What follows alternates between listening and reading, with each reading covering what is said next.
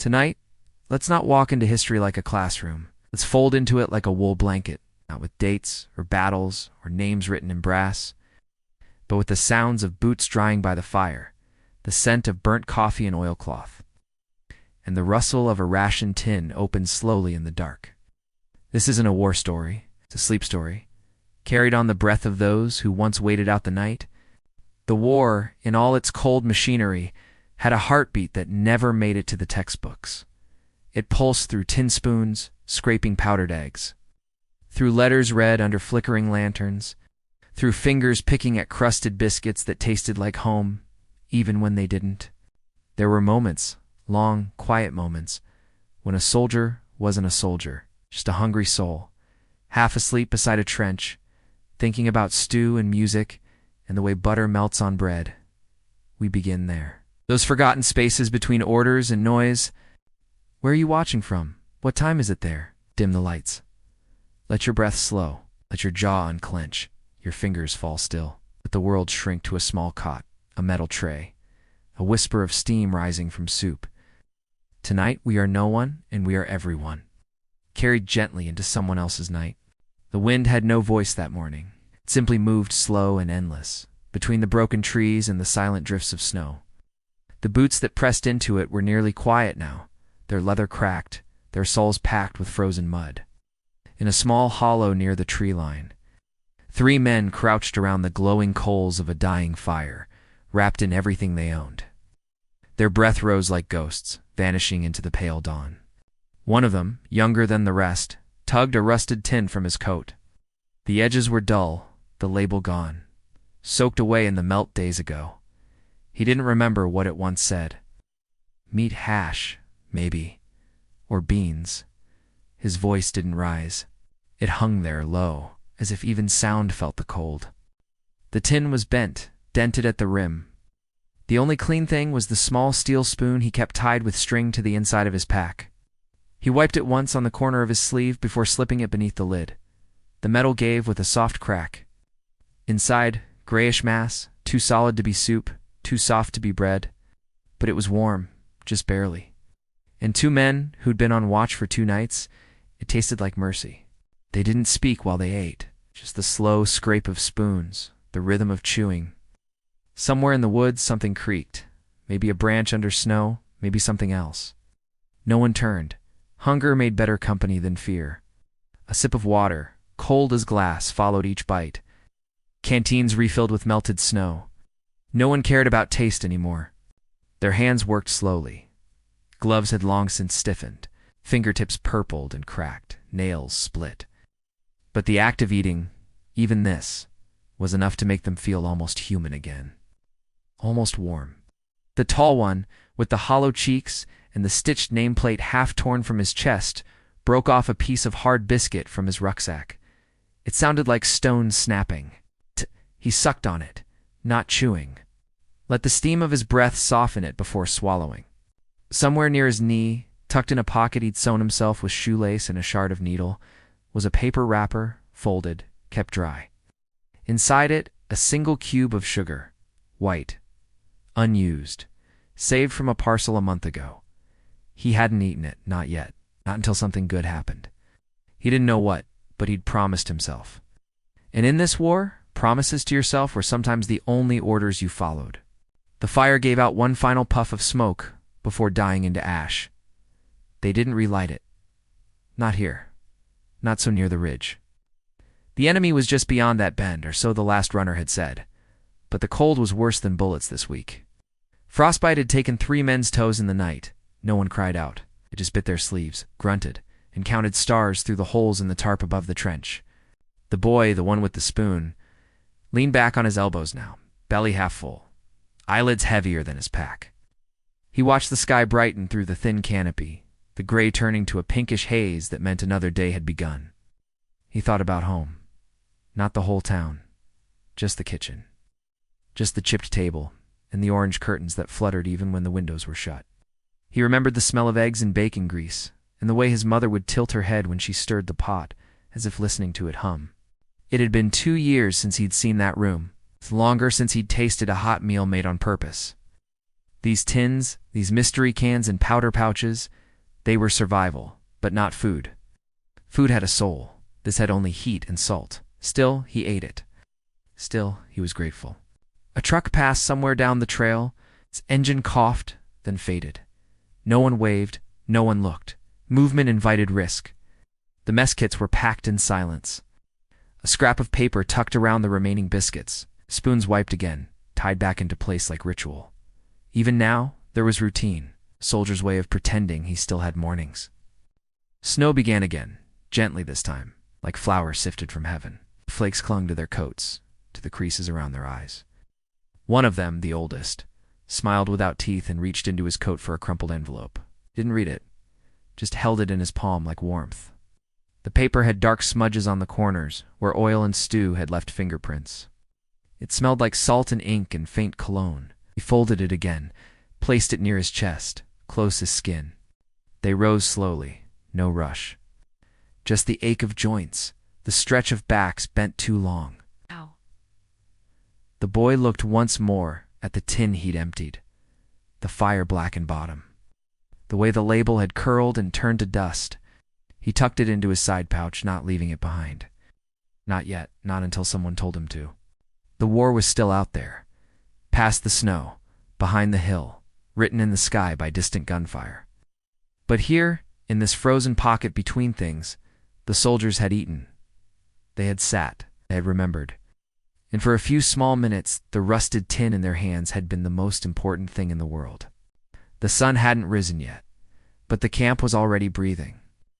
A soft, steady rhythm of boots dragging over gravel, tin cups clinking against canvas, water sputtering into dented pots. Steam curled upward from a rusted kettle, rising like smoke signals into the black sky. No one spoke louder than a murmur. They were saving their voices for later, for shouting or singing or praying. Right now, there was only coffee to make. The mess tent flapped in the wind, the canvas corners snapping against steel poles. Inside, the ground was dark with spilled broth, coffee grinds, and the footsteps of men half asleep. A long table held the morning's hope, stacks of round hardtack biscuits, square cans with no labels, and sacks of powdered egg, weighed down with stones to keep the desert wind from lifting them. A tin pot of beans sat in the coals, bubbling, the scent thick and strange, something between meat and molasses. Private Greens stirred it with a stick, not a ladle. Just a clean, flat stick he'd found 3 weeks ago and kept tied to his belt with bootlace. It worked just as well.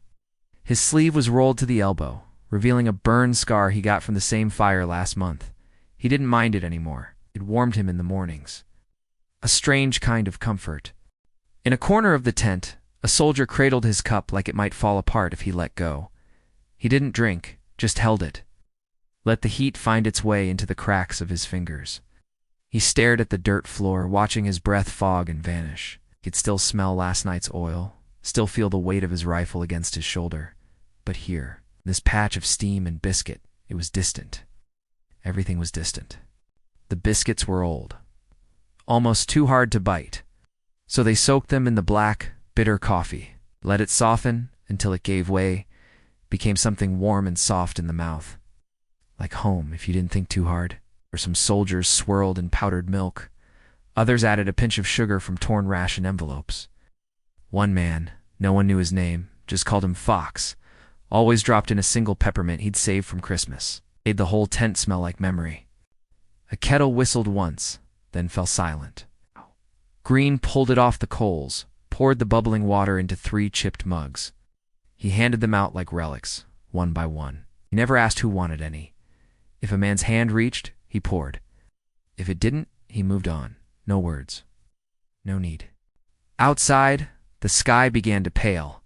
Thin lines of orange cut across the horizon like a painting left too long in the sun. Men sat on crates and bedrolls, blowing on their mugs, breathing in the morning.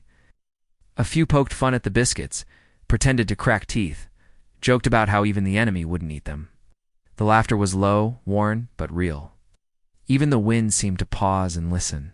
One man, Thompson, red-haired, missing a tooth, pulled out a folded square of wax paper from his shirt pocket. Inside, a sliver of salted meat. Not from the rations. From home. wrapped by his mother months ago, still good. Cut it into 4 with his knife and passed the pieces out. No one thanked him. Not out loud. They just nodded and ate, eyes low, faces calm. It was the only meat they'd have this week. The eggs came next. Powdered yellow, smelling faintly of sulfur, Green mixed them with a bit of water and stirred slowly. The texture never got quite right. Too grainy. It's too thin. But when the pan hit the coals and the sizzle began, no one complained. The smell, sharp and strange, reminded them of mornings before the war, before orders, before maps and guns and things that rattled in the dark. He scraped it gently, not letting it stick, divided it by habit, not measure.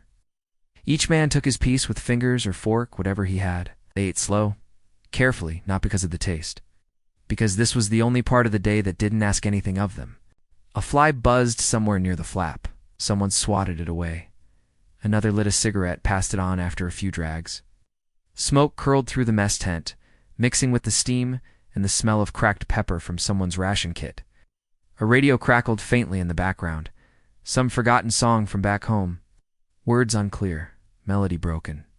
But it filled the space like sunlight. In the quiet afterward, Green took out the last of the biscuits.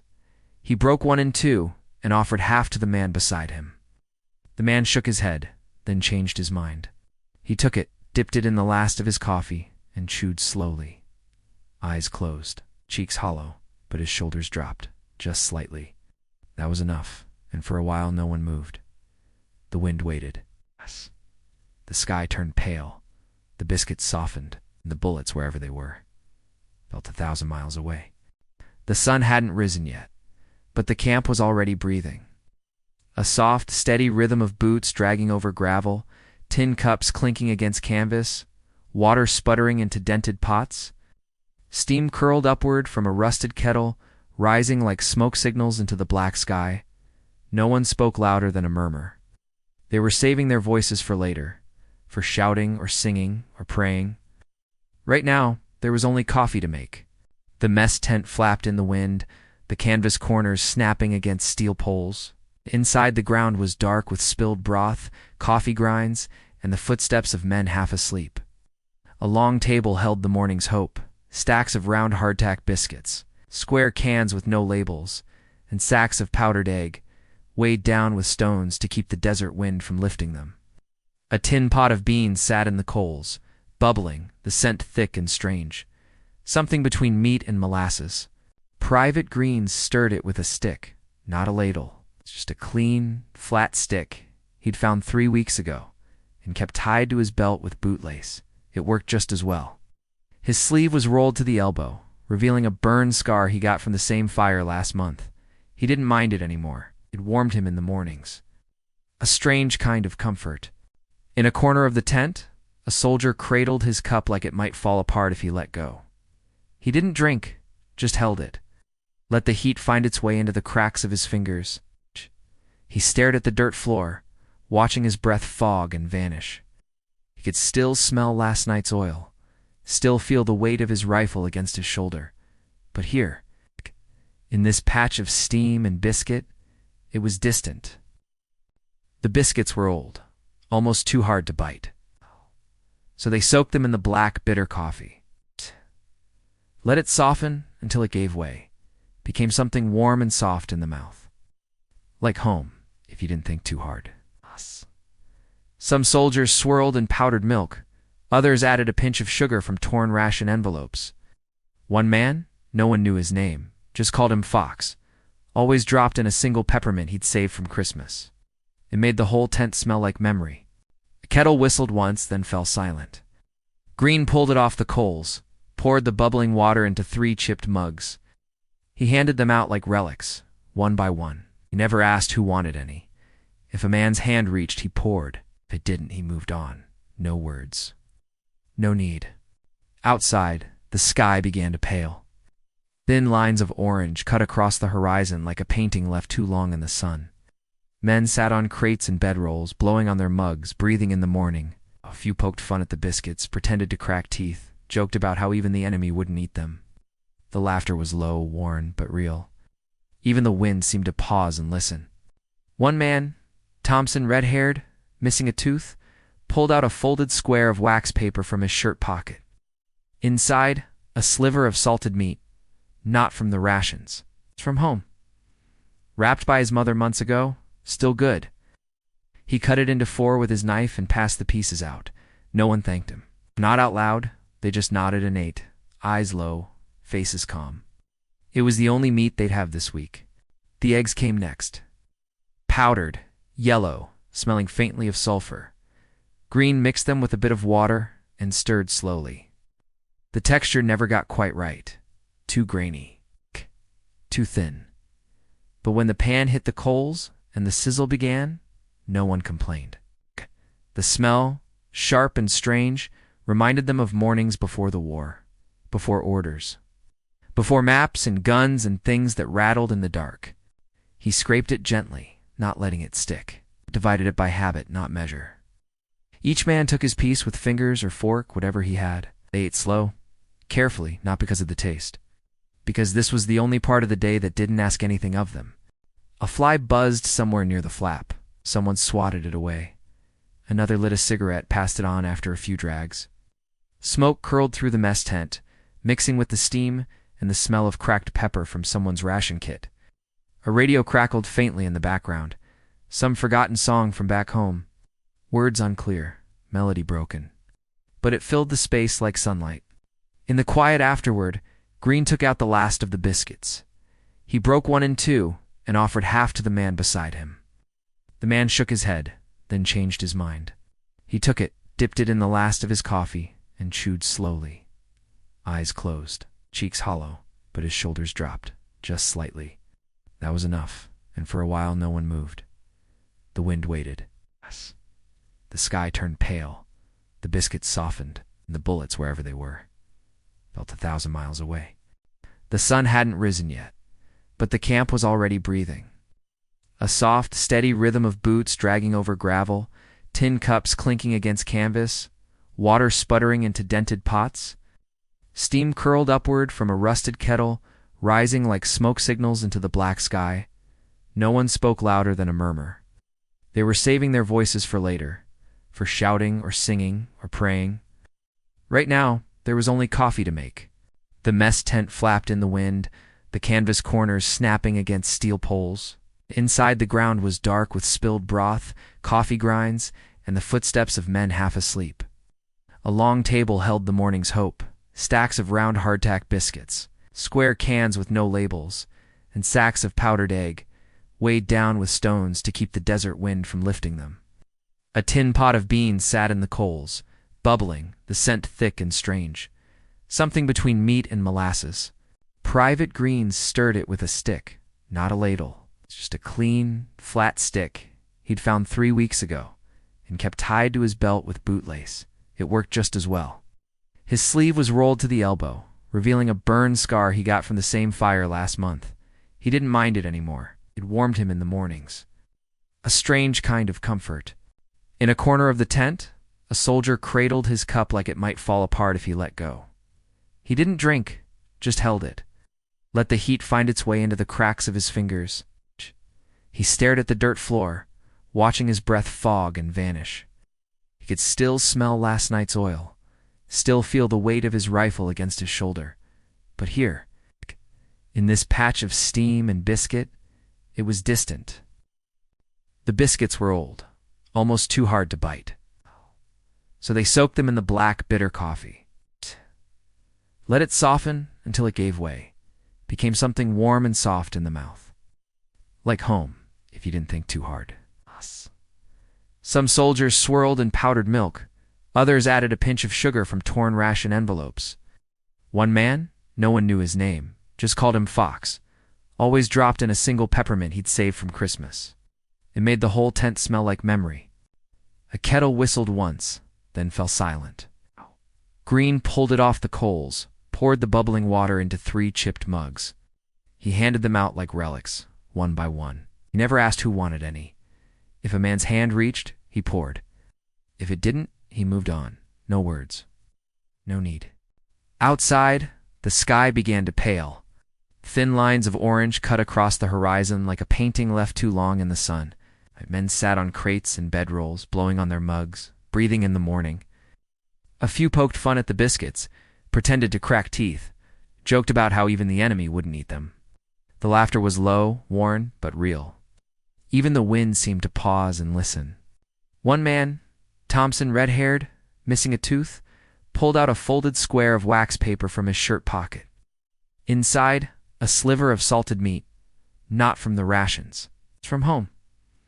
Wrapped by his mother months ago, still good. He cut it into 4 with his knife and passed the pieces out. No one thanked him. Not out loud, they just nodded and ate, eyes low, faces calm. It was the only meat they'd have this week. The eggs came next. Powdered, yellow, smelling faintly of sulfur. Green mixed them with a bit of water and stirred slowly. The texture never got quite right. Too grainy. Too thin. But when the pan hit the coals and the sizzle began, no one complained. The smell, sharp and strange, reminded them of mornings before the war, before orders, before maps and guns and things that rattled in the dark. He scraped it gently, not letting it stick, divided it by habit, not measure. Each man took his piece with fingers or fork, whatever he had. They ate slow, carefully, not because of the taste, because this was the only part of the day that didn't ask anything of them. A fly buzzed somewhere near the flap. Someone swatted it away. Another lit a cigarette, passed it on after a few drags. Smoke curled through the mess tent, mixing with the steam and the smell of cracked pepper from someone's ration kit. A radio crackled faintly in the background. Some forgotten song from back home. Words unclear, melody broken. But it filled the space like sunlight.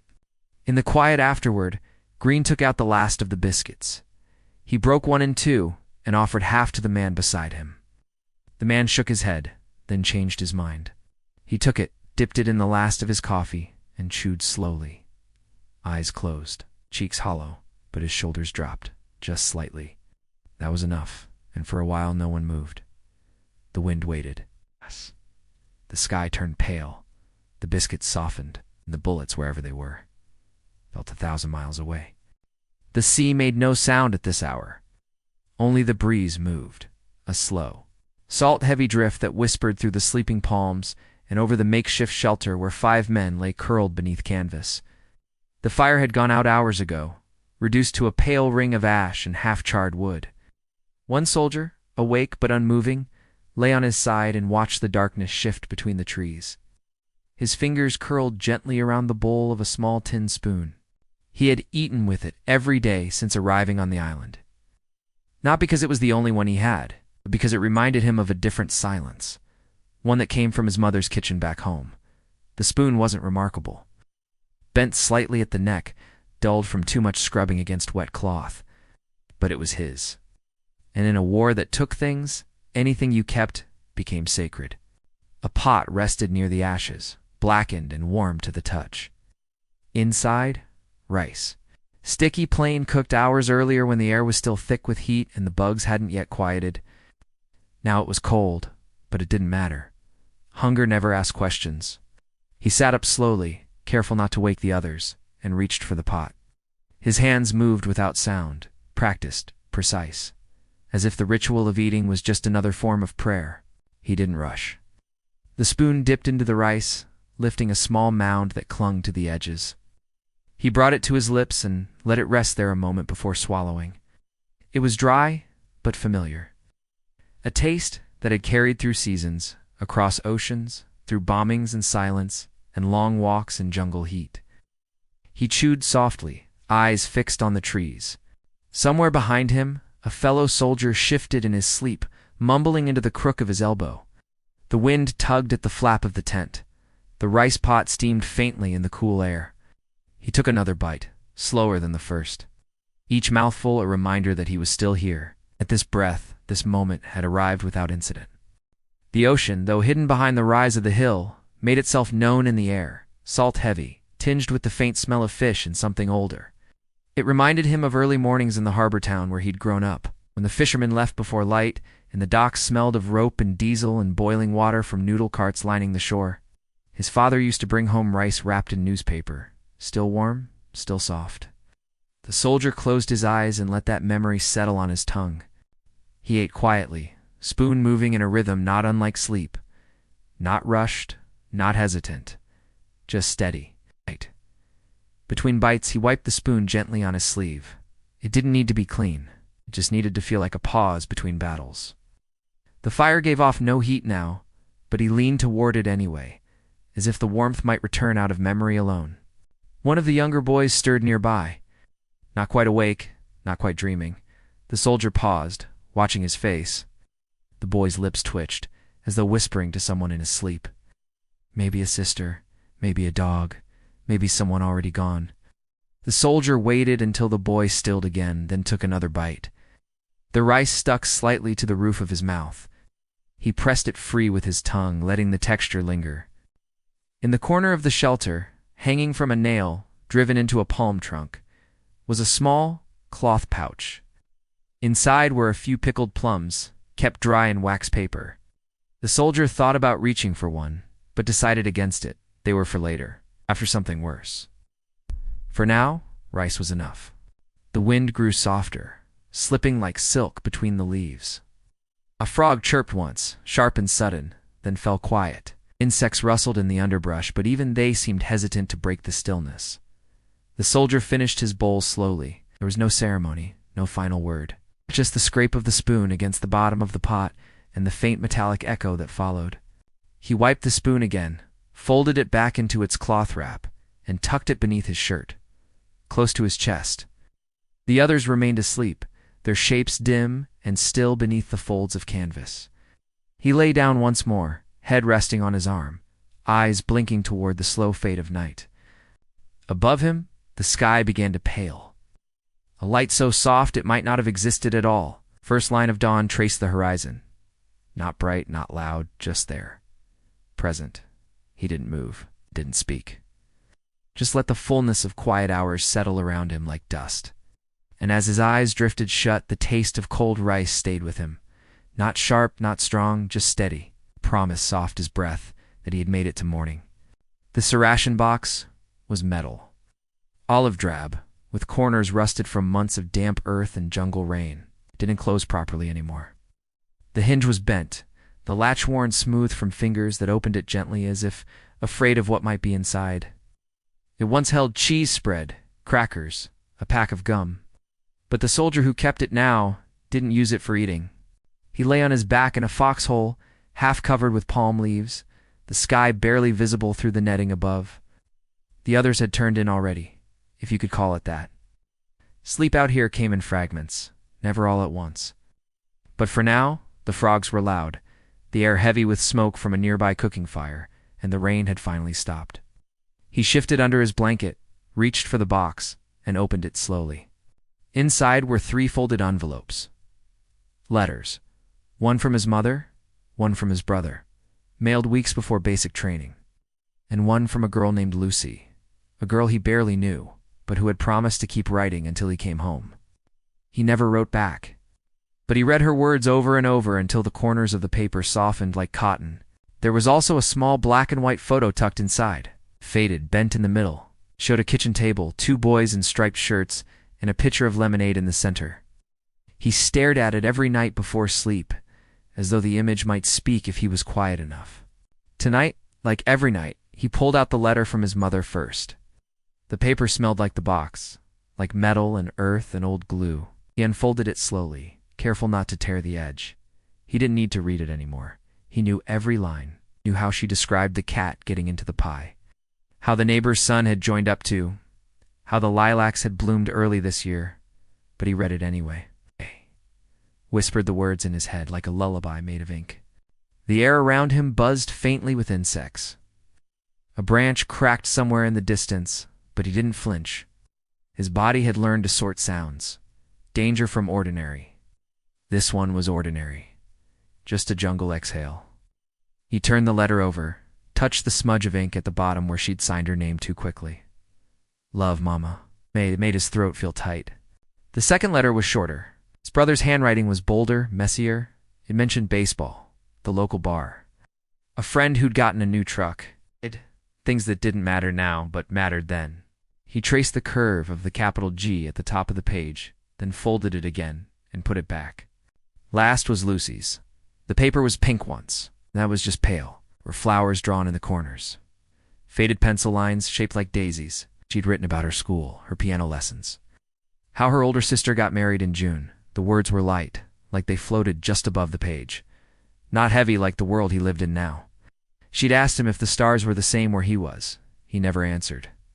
But he'd looked at them every night since. He folded the letters gently, placed them back inside the box, and held it to his chest for a long while. Not tight, just close, like a heartbeat. The metal was cool against his skin, grounding, real. Around him, the night pulsed with jungle breath, steady and endless. He closed his eyes.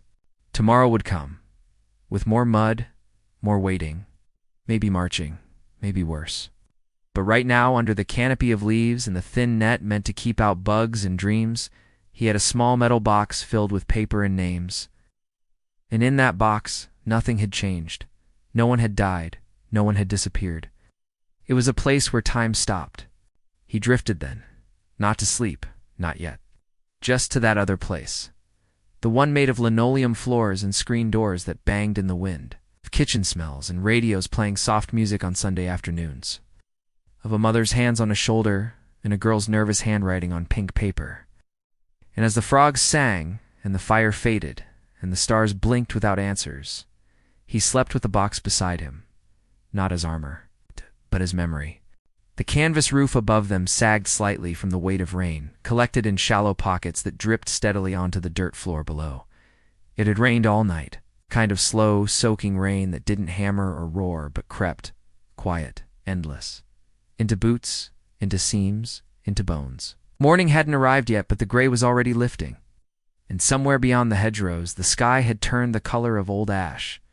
Inside the tent, a kettle hissed gently atop a small flame. It wasn't proper firewood, just bits of crate and fence they'd hacked apart the day before. The smoke was thick, the burn uneven, but the heat was enough. A soldier crouched beside it, stirring something in a dented pot with the handle of a spoon long since snapped. The smell was sharp powdered egg, wet and metallic, clinging to the damp in the air. He added water from his canteen slowly, as though precision might make it better.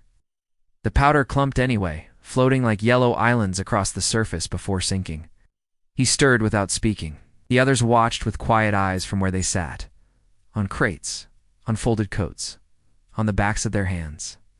The only sound was the hiss of rain against canvas and the slow scrape of spoon against pot. Breakfast came this way now.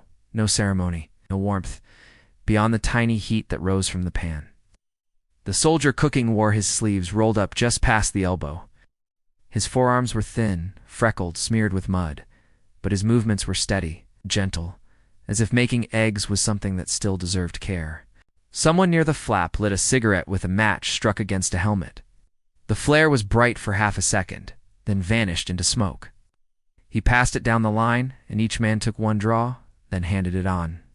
No words, just the soft click of breath, the flick of ash, the momentary light. The eggs began to firm. Not properly, not like back home, but enough.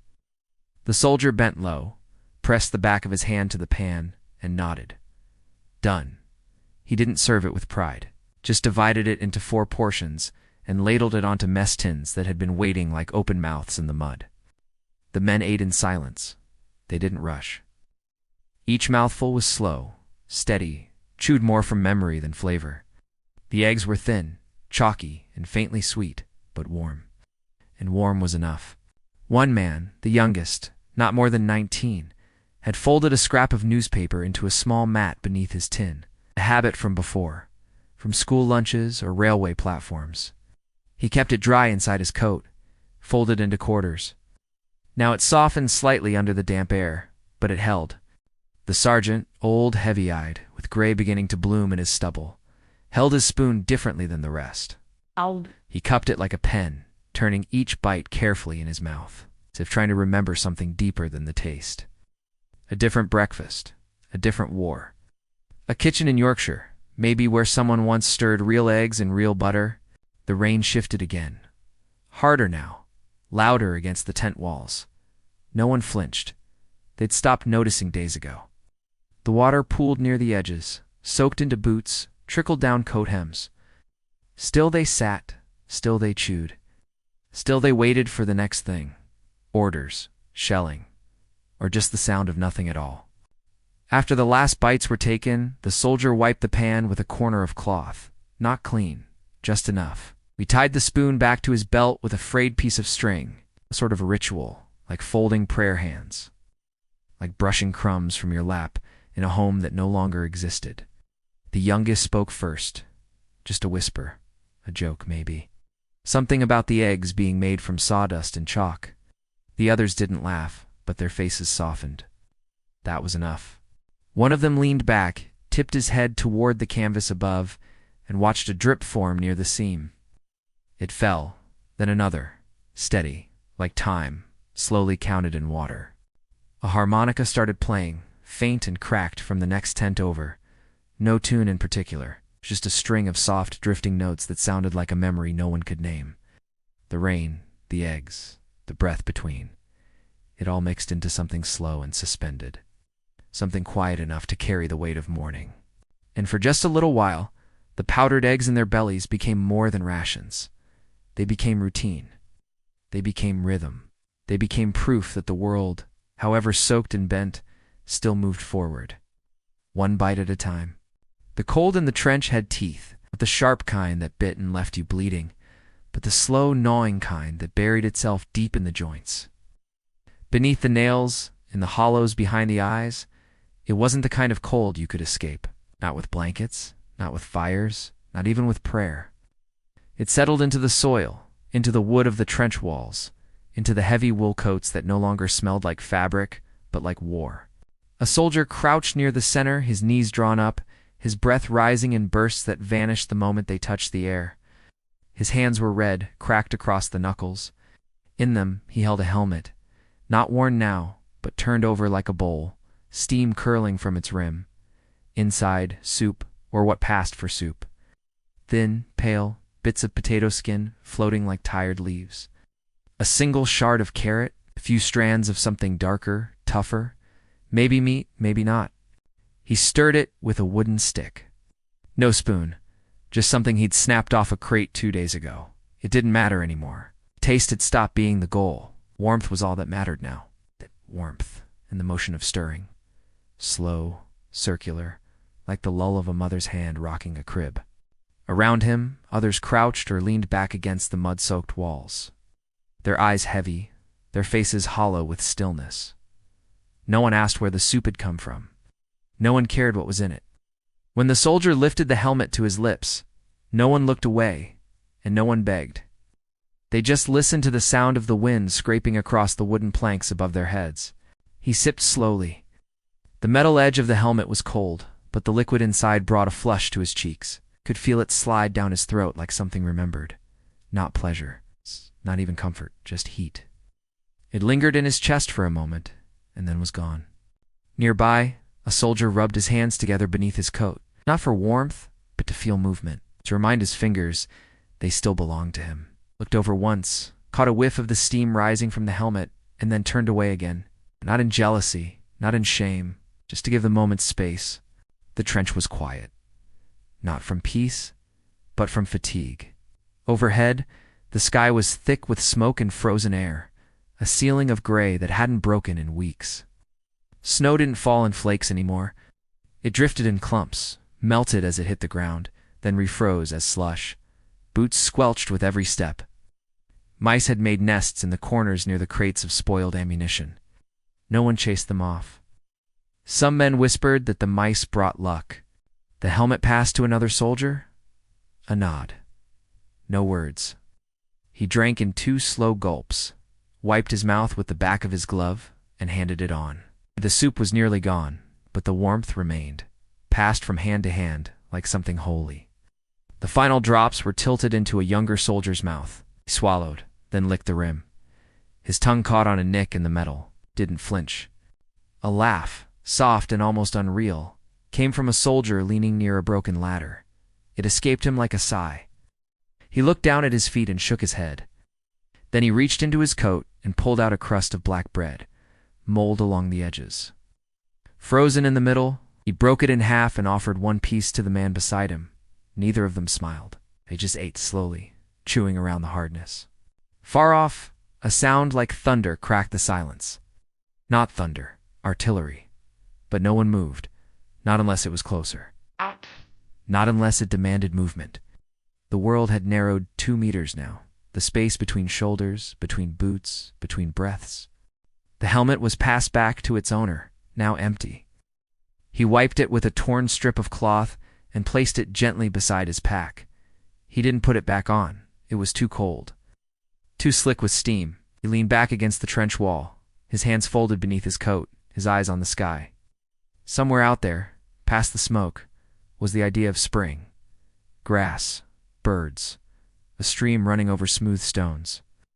But here the only sound was the hum of wind and the memory of soup. A soldier hummed a tune, something faint, wordless, old. Maybe a lullaby, maybe a hymn. The melody floated above them for a while, then faded. The others didn't speak. They closed their eyes or rested their heads on their arms, or listened to the boots of an officer splashing down the trench line, slow and heavy and human. And in that moment, with the soup gone, and the fire out, and the air colder than anything they'd known before, they were still alive, still waiting, still sharing what little warmth there was in an old steel helmet. The jungle didn't sleep. Not fully. Even in the still hours before sunrise, it whispered through the branches, hummed beneath the roots, breathed between the leaves with a rhythm older than war. Crickets stitched the air with sound. A monkey called out once, sharp and sudden, then fell quiet. And in the clearing just beyond the bamboo grove, 5 soldiers sat in a circle around the remains of a small fire, their faces lit in flickers of orange. The coals had been banked low to avoid attention. No flames, just embers. Enough to warm a pot of water, not enough to smoke a strip of fish. The soldier tending the fire moved slowly, with practiced calm. His hands, brown with soot and calloused at the knuckles, adjusted the stick that held the fish above the coals. He didn't speak. No one did. Words felt too heavy here, like stones dropped in a stream. The fish had been caught hours ago. Tiny, silver, barely meat on them. No, but they were clean. Their bellies slit open, salted lightly with a pinch from a ration tin. The smoke curled gently upward, carrying the scent of brine and ash. One soldier leaned forward and inhaled through his nose, slow and quiet. It reminded him of something far away, a food stall, a mother's porch. A market street in the early morning where steam rose from griddles and old women smiled with missing teeth. Rain clung to the trees, dripping slowly from the canopy above. The air was thick, almost drinkable. Their uniforms stuck to their backs. Every breath tasted of damp cloth and iron. Somewhere in the distance, artillery sounded like thunder, too far to fear, but close enough to feel in the chest. The men didn't react. They'd learned to measure explosions like weather, by sound, by shape, by instinct. When the fish was done, the soldier lowered the stick carefully, resting it on 2 stones beside the fire. He took a small piece for himself, passed the rest clockwise. Each man tore off a bite, using fingers, not tools. The skin was crisp in places, leathery in others. The meat, thin and sharp with salt, pulled apart in strands. They chewed slowly, eyes down. Backs hunched from the weight of packs and memory. No one rushed, no one complained. In this place, dried fish was more than food. It was a tether to rhythm, to habit, to survival. One of the soldiers, young and quiet, unfolded a cloth from inside his shirt. Inside it, a single rice ball, misshapen, wrapped in seaweed that had torn at the edges. He didn't eat it, just held it for a moment in his palm, warming it with his fingers. Then he set it on a flat rock near the fire and looked away. Another soldier glanced over. Didn't ask, just understood. That was how grief looked in this place, small, silent, and wrapped in cloth. A few feet away, a wooden crate had been turned into a seat. Upon it sat the lieutenant, older, thinner, with deep lines around his eyes. He held a small tin of green tea, lukewarm now. He sipped it without sound, letting the taste spread across his tongue before swallowing. His hand trembled slightly as he set the tin down. Not from fear, just from time. They'd been in the jungle for weeks, maybe longer. The calendar was meaningless here. Only the sun and the sicknesses mattered. Dysentery, heat rash, leeches, the ache in the knees that never left. But tonight, for this one quiet hour, the jungle had pulled back just enough to let them sit, to share a meal, to remember. The soldier with the fishbone tossed it into the fire. It hissed briefly, then blackened. Smoke rose and vanished into the treetops. A moth passed through the light, its wings tattered, its flight slow. No one moved to swat it. There was no need. It was just another life trying to survive the night. The jungle spoke again. A rustle to the east, soft and low. The lieutenant turned his head slightly, listening, then relaxed. A bird, maybe? Or the wind moving through a broken patch of bamboo. The fire popped once. A coal shifted. Someone coughed into his sleeve. They didn't talk about the war. Not tonight. Not here. There were no speeches, no strategy. Just the quiet exchange of eyes, the tilt of a head, the passing of food between hands, the taste of fish, the smell of smoke, the sound of rain. And then, without announcement, the youngest soldier stood. He stepped away from the fire and knelt near the edge of the grove, placing the rice ball gently at the base of a tree. He bowed once, deeply, then returned without looking back. No one asked for whom. The coals dimmed further, the jungle darkened, and the men, one by one, pulled their jackets tighter and let the night fold in around them. The distant bombs kept their rhythm. But inside the circle of light, the air held only silence, smoke, and the memory of something once caught with bare hands and shared without words. Snow fell like dust from an old book, slow and careless, covering the broken street in a thin, brittle layer that crackled beneath the weight of quiet footsteps. The buildings on either side had long lost their windows. Walls peeled away from their frames like old paper. Doors hung sideways on twisted hinges, and roofs sloped dangerously under the weight of soot and silence. A war had passed through here, not loudly, but finally. Now, Berlin rested in ruin, breathing slowly under the snow. Near the corner of what had once been a bakery, a soldier stood with his coat buttoned to the throat, collar raised against the wind. His gloves were thin, patched in places with scraps of leather, and he kept his hands tucked close to his chest. In one of them, he held a bar of chocolate, wrapped in silver paper, so worn it had gone soft at the edges. It had come from a ration box, traded down through hands, across lines and accents, until it ended up with him. He didn't look around, just waited. Snow settled in his hair. His breath rose in slow clouds and disappeared into the air without warmth. Across the street, a door creaked open. A woman stepped out, older, wrapped in 3 layers of fabric, none of them the same color. Her scarf had holes near the ends. Her boots didn't match. But she walked steadily, head down, fingers clutching something small inside her coat. They met at the base of the broken lamppost. The light fixture had long since shattered, leaving only rust and memory behind. Neither of them spoke. The chocolate in the soldier's hand didn't move. The woman reached into her coat and pulled out a carton of cigarettes. Soft, creased, the edges wet from the inside of her jacket. She didn't lift her eyes, only held the carton out, a quiet offering, not a trade, just a bridge. He took it, not greedily, not gently either, just like someone who had done this before, someone who knew the weight of small things. He handed her the chocolate without a word. She took it with both hands, cupping it like a bird that might escape if she held it too loosely. The snow kept falling, soft, relentless. The rooftops behind them faded into white. No one passed. No one watched. The city seemed to hold its breath around them. She opened the wrapper slowly. Her gloves made it difficult, so she used her teeth to peel one side down. Inside, the chocolate had cracked diagonally. One corner was missing. She didn't mind. She broke a piece free, placed it on her tongue, and closed her eyes. For a long time, she didn't chew, just let it melt.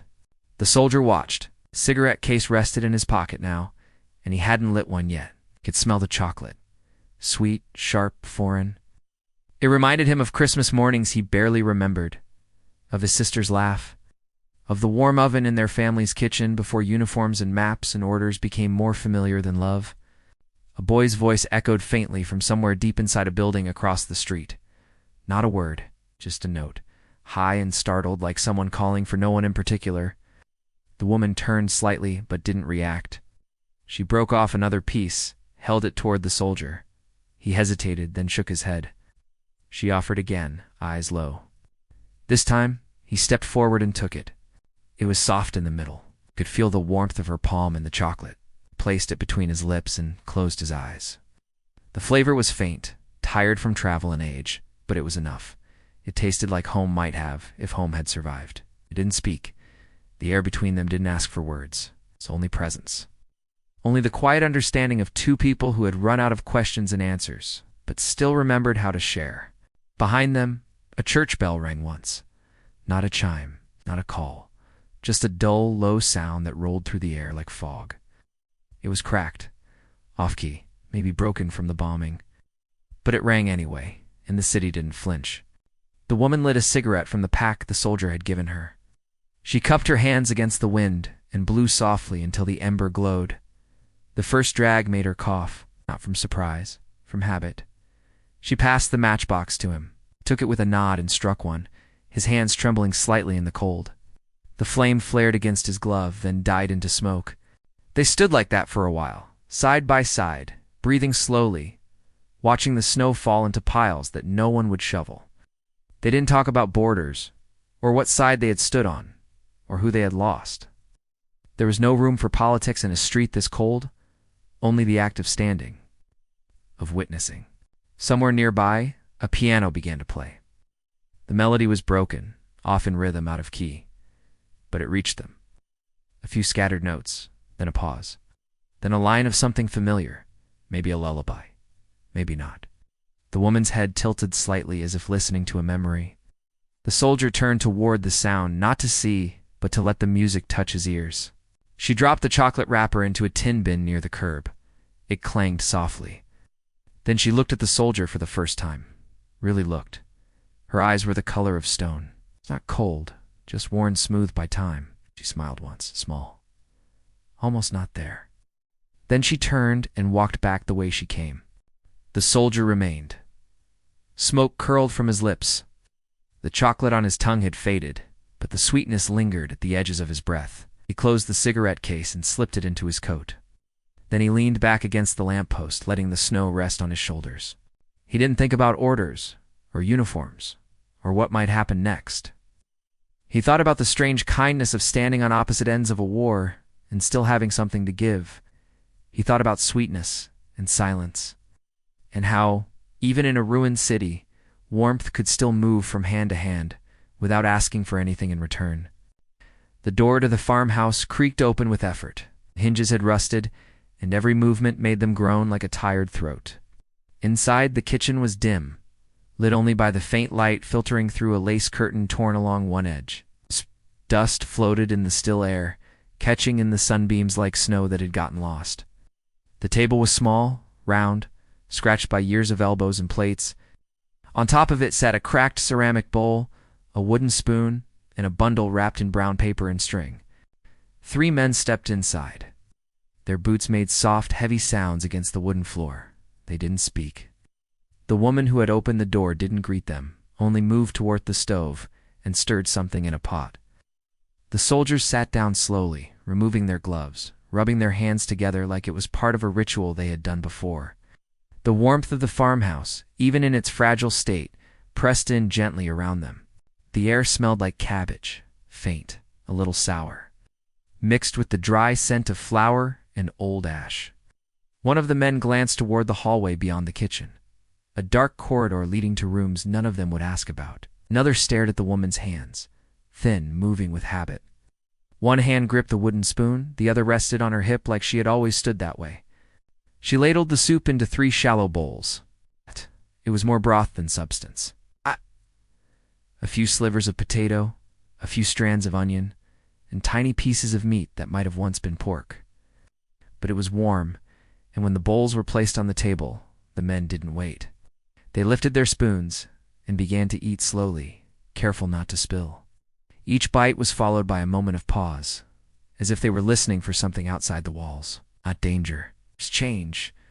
The youngest soldier wiped his mouth on his sleeve after every spoonful, not from manners, from instinct.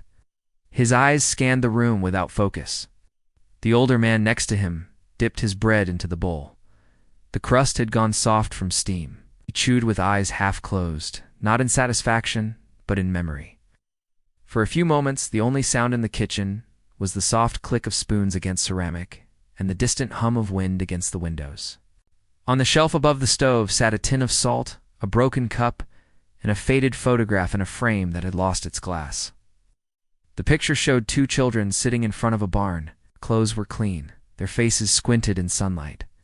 The soldier who sat nearest to it stared for a long time, blinking slowly, as if trying to place them in a story he might have once known. The woman poured water into small enamel mugs and set them down beside the bowls. The water was cool, tasted faintly of metal and soil. No one complained. They drank between spoonfuls, careful not to waste a drop. The oldest soldier reached into his coat and pulled out a small cloth pouch. He opened it on the table, revealing a folded piece of chocolate already broken in half. He set it on the wood without a word and slid it toward the woman. She looked down, blinked, then nodded. One time, she didn't take it yet, just stood beside the stove, letting the moment breathe. The other men said nothing. Chocolate was worth more than words in a place like this. A clock on the wall ticked quietly, its hand stuck somewhere between ours. No one moved to fix it. Time had become something measured by footsteps, by hunger, by the size of the flame under the pot. After the bowls were empty, the men placed their spoons inside and sat back in their chairs. They didn't thank her, not out of rudeness, because gratitude was something exchanged differently here, in bread, in silence, in not asking for more. The woman finally stepped forward and took the chocolate, folding it in her apron like a secret. Outside, the wind picked up. The barn door across the yard clattered softly and a rooster crowed once, confused by the cold light. The men pulled their gloves back on slowly, standing in turns, stretching legs that had gone stiff from stillness. One of them reached into his coat again and removed a small tin box.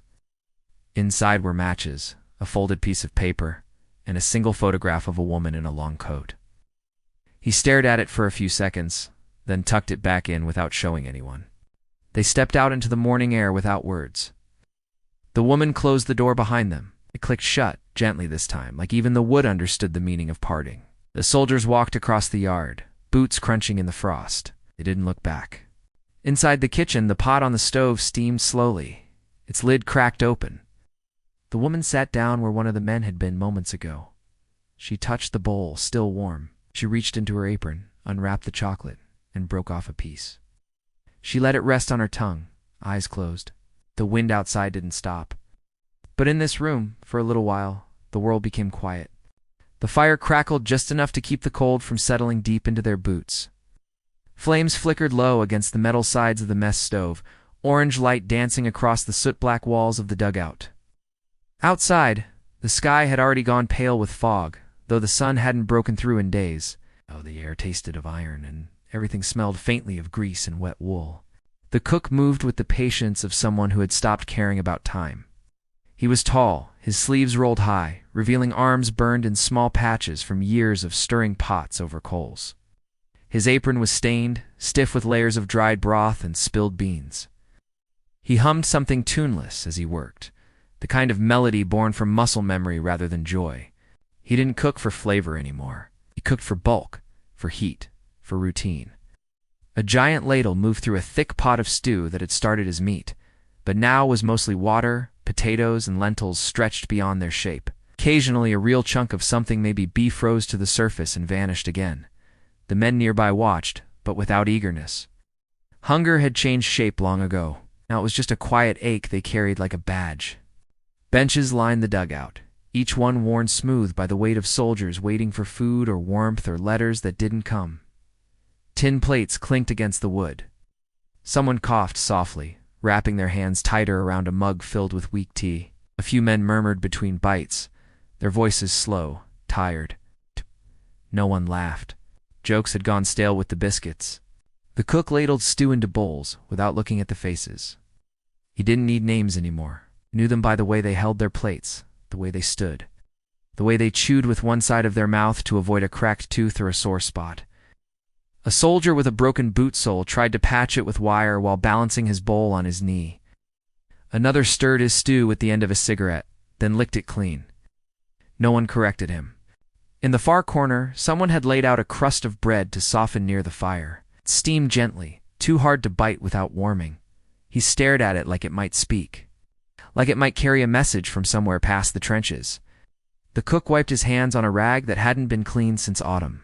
He sat briefly, pulling a piece of cheese from a tin. It was rubbery, pale, barely edible. He ate it anyway, chewing slowly, staring into the fire like it was showing him something he'd forgotten. The air was thick with breath and steam. Stove hissed when fat dropped into the coals. A soldier stirred his stew so slowly it seemed like a dream, the metal spoon dragging through the thick surface with a rhythmic scrape. He wasn't hungry. Not really. He just needed something to do. A letter lay folded in one man's pocket. It hadn't been opened, not because he didn't want to read it, because he knew it by heart. He touched it with his fingers now and then. The way a child checks their blanket is still tucked under their chin. Another soldier, seated near the entrance, took off his glove and dipped a finger into the stew, burned himself slightly, didn't curse, just shook his hand and smiled to himself in that hollow way soldiers smile when they remember something and immediately regret it. They ate slowly. No one finished fast. The cook didn't clean the pot between servings, just kept adding water and whatever else they had. Carrots from a can, some oats, pinch of salt if they could find it. It wasn't about meals anymore. It was about the fire. It's about the weight, about something moving through them that wasn't smoke or grief. The youngest soldier there barely touched his stew. He kept staring at the spoon like it didn't make sense, like it had come from a life he couldn't return to. Eventually the cook walked over, sat beside him, and broke off a piece of his own bread, placed it on the boy's plate. No words, just the bread. The boy looked down, then up, nodded once, then began to eat. The wind outside moaned through the cracks in the dugout walls. It rattled the stacked ammo crates used as a makeshift table. The fire hissed again, and the scent of meat, real or imagined, filled the space like a hymn. In that tiny hollow under the earth, the world above didn't matter. There were no trenches, no orders, no guns. Just a stew pot that never emptied. A cook who kept feeding them, in a silence that asked nothing in return. They sat like that for an hour, maybe two, the fire shrinking, the bowls emptying, the cold waiting just beyond the wall, and still the cook stirred. Not because the food would get better, but because it was his way of keeping the dark from settling too deep. The rain had come before the sun, washing the gravel paths between tents into slow-moving streams and soaking the air so thick that even breathing felt like drinking. Everything in the camp was damp. Uniforms, maps, boots, paper, thoughts. It was a different kind of cold here. Not biting, just constant. The kind that clung to skin and made every movement feel like a whisper through water. The men had been awake for hours, though no one spoke about it. They didn't sleep much anymore, just closed their eyes and waited for the weight of the day to pass. A few of them had taken shelter under a broad canvas stretched between two crates. It sagged in the middle, heavy with collected rain. From underneath you could see the sky as a blurry gray veil, with drops tracing crooked lines down its surface like tears forgotten halfway through falling. One of the soldiers was writing, a small notebook balanced on his knee, the paper speckled with moisture. He used a pencil dull at the tip, his handwriting small and slow. The words weren't for anyone in particular, maybe a brother, maybe someone who no longer lived at the address written at the top. But the act of writing was enough. It made something feel real. Beside him, another man used the butt of his rifle to pound the water from his boots. He wasn't angry, just tired of feeling it slosh. His socks had dried and soaked again 3 times this week, and the skin between his toes had gone soft and raw. But he smiled when he worked, a quiet, half-lipped thing like he remembered it used to mean something. A kettle balanced over a small stove to the side. The water had taken nearly an hour to boil, and now it steamed lazily from the spout. One of the men pulled out a paper packet from his vest, tea, or at least what passed for it. He tore the corner with his teeth and let the crushed leaves fall into a chipped enamel cup. When he poured the water in, the scent rose into the air like something sacred. They passed the cup around, not asking, not measuring. Each man took a sip and handed it on, the warmth shared in silence. The tea wasn't sweet or strong. It was hot, and that made it a luxury. Further down the line of tents, Someone played a harmonica. Just a few notes. It's nothing structured, just sound to fill the space between footsteps and orders. It drifted across the rain like a thin string pulled tight and loose again. The others didn't applaud or comment. They just let it settle. A soldier sitting cross-legged near the stove opened a tin of dried plums. There were only 3 inside. He took one, set the tin down, and didn't touch it again. A small act of sharing without ceremony. Eventually, someone else would take one. Maybe 2. No one would say thank you. They didn't need to. The rain didn't stop, but it softened.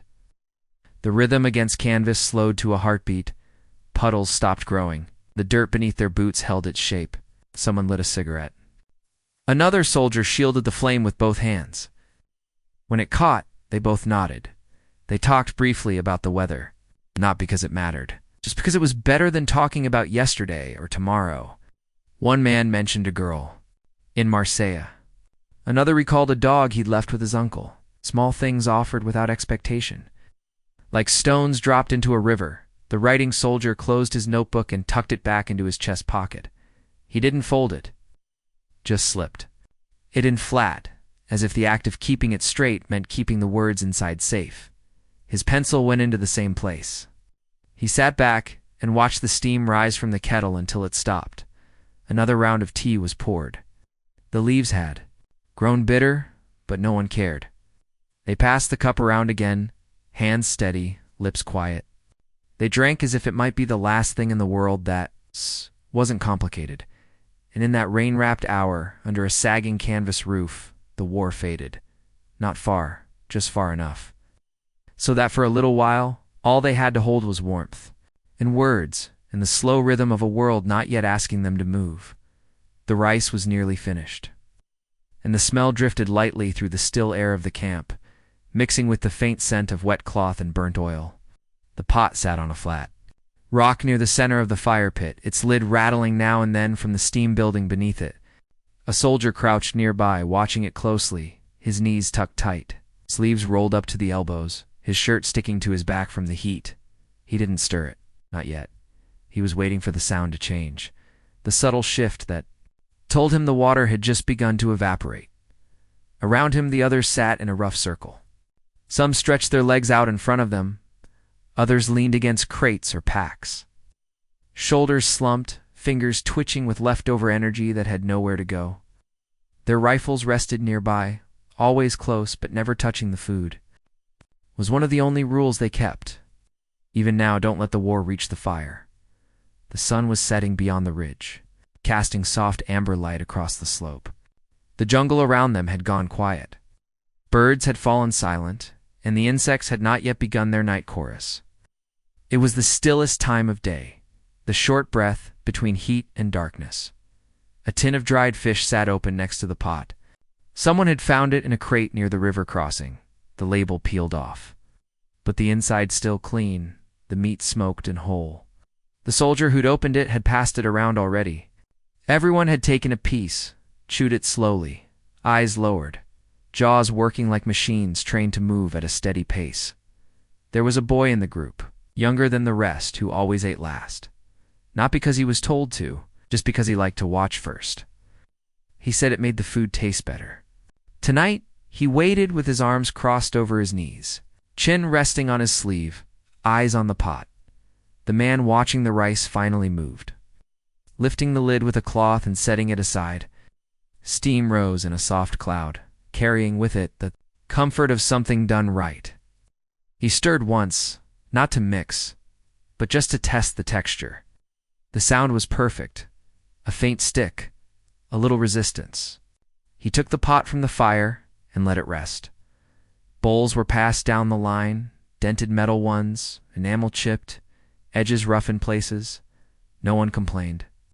These were their plates, their tools, their rhythm. The rice was scooped evenly, portion by portion without counting. Hands worked in quiet motion, practice from repetition. No one said grace. No one made a toast. They just ate. The rice was simple, soft, a little salty from the broth it had boiled in, and cut with flakes of fish from the tin. Each bite was warm, and that warmth spread slowly, first through their mouths, then down into their chests, arms, fingers. It was the kind of food that didn't ask for praise, just filled the space hunger had left behind. One of the older soldiers chewed. Slower than the rest? His eyes stayed on the horizon where the light was fading, painting the tops of the trees in gold. He didn't speak, but when he took his last bite, he held the bowl in his lap and sat still, as if something sacred had just passed. Someone belched quietly. Another scratched at a mosquito bite. The boy finally ate, spooning the rice into his mouth like he hadn't eaten in days, though he had, just yesterday. His face didn't show joy or relief, just focus. After the bowls were empty, they weren't cleaned immediately. They were set down, stacked neatly, left for later. No one rushed. The fire had burned low. Shadows stretched longer. The jungle around them started to speak again. Frogs, birds. Something crashing lightly through leaves far off in the dark. A cigarette was lit. Passed around, the glow pulsing with each inhale. No one coughed. No one joked. It was just another thing to do in the quiet. The man who had cooked the rice leaned back and closed his eyes. His fingers drummed softly on his leg. Not a tune, not a signal, just motion. Kind of motion that keeps sleep from arriving too quickly. The others, stretched out, heads resting on packs or rolled up jackets.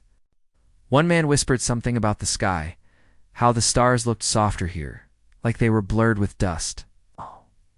No one answered, but a few of them looked up anyway. The boy licked the last grains of rice from his spoon, turned the bowl in, his hands like a shell. Then he lay back, pulling his cap over his eyes. The night settled in fully now, and the camp breathed slow. The rice was gone, the pot still warm, and the fire, though small, kept burning. Just enough to hold the dark at bay a little longer. The footsteps were soft against the stone, worn soles brushing against a floor smoothed by decades of use.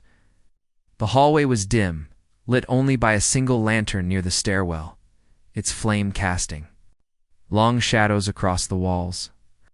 They had turned one of the old monasteries into a shelter, just for a while, they said.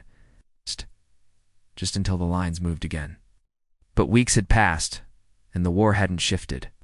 Only the men had, folding slowly into the stone like moss, in a room near the back. Past a door that didn't close all the way, 3 soldiers sat around a low wooden table. The table was old, carved at the edges with initials no one recognized. A crack ran straight through the middle, filled years ago with wax and cloth. On top of it sat a shallow bowl filled with peeled turnips, boiled until soft, floating in cloudy water. A tin spoon rested on the rim, its handle bent slightly from use. They didn't speak. One of them stirred the pot with slow circles, his fingers wrapped in cloth to keep the heat from biting. Another cleaned his nails with the tip of a folded knife, not looking up. The third sat back against the stone wall, staring at a small black and white photograph tucked behind a crack in the brick. A woman stood in front of a garden in the picture, her face soft with sun. No one asked who she was. No one had to. The turnips were scooped out slowly, placed into chipped bowls, broth poured over the top until it lapped gently at the edge. No one blessed the food. No one measured it. They just ate. The spoon tapped gently against the bottom of the bowl with each bite. The broth was thin, but warm. It carried the quiet strength of something made with care, even if not with much. Outside, the rain had started again. Sound of it was soft against the high windows, like fingers brushing across fabric. Occasionally it shifted, harder for a moment, then slow again. The monastery had held rain for centuries. This was nothing new. The soldier with the knife set it down beside him and tore off a piece of bread from a cloth-wrapped loaf. It was dark, seeded, a little stale. He dipped it into his bowl and let it soak before biting. He chewed slowly, his eyes fixed on the candle burning low beside them. The light flickered once, briefly revealing the faded pattern of an old painting high above the fireplace, a winged figure with eyes closed, hands folded. Dust drifted through the light, turning gold as it passed. Someone coughed gently into their sleeve. Another sipped the last of his broth and leaned forward to scrape the sides of the bowl with the spoon.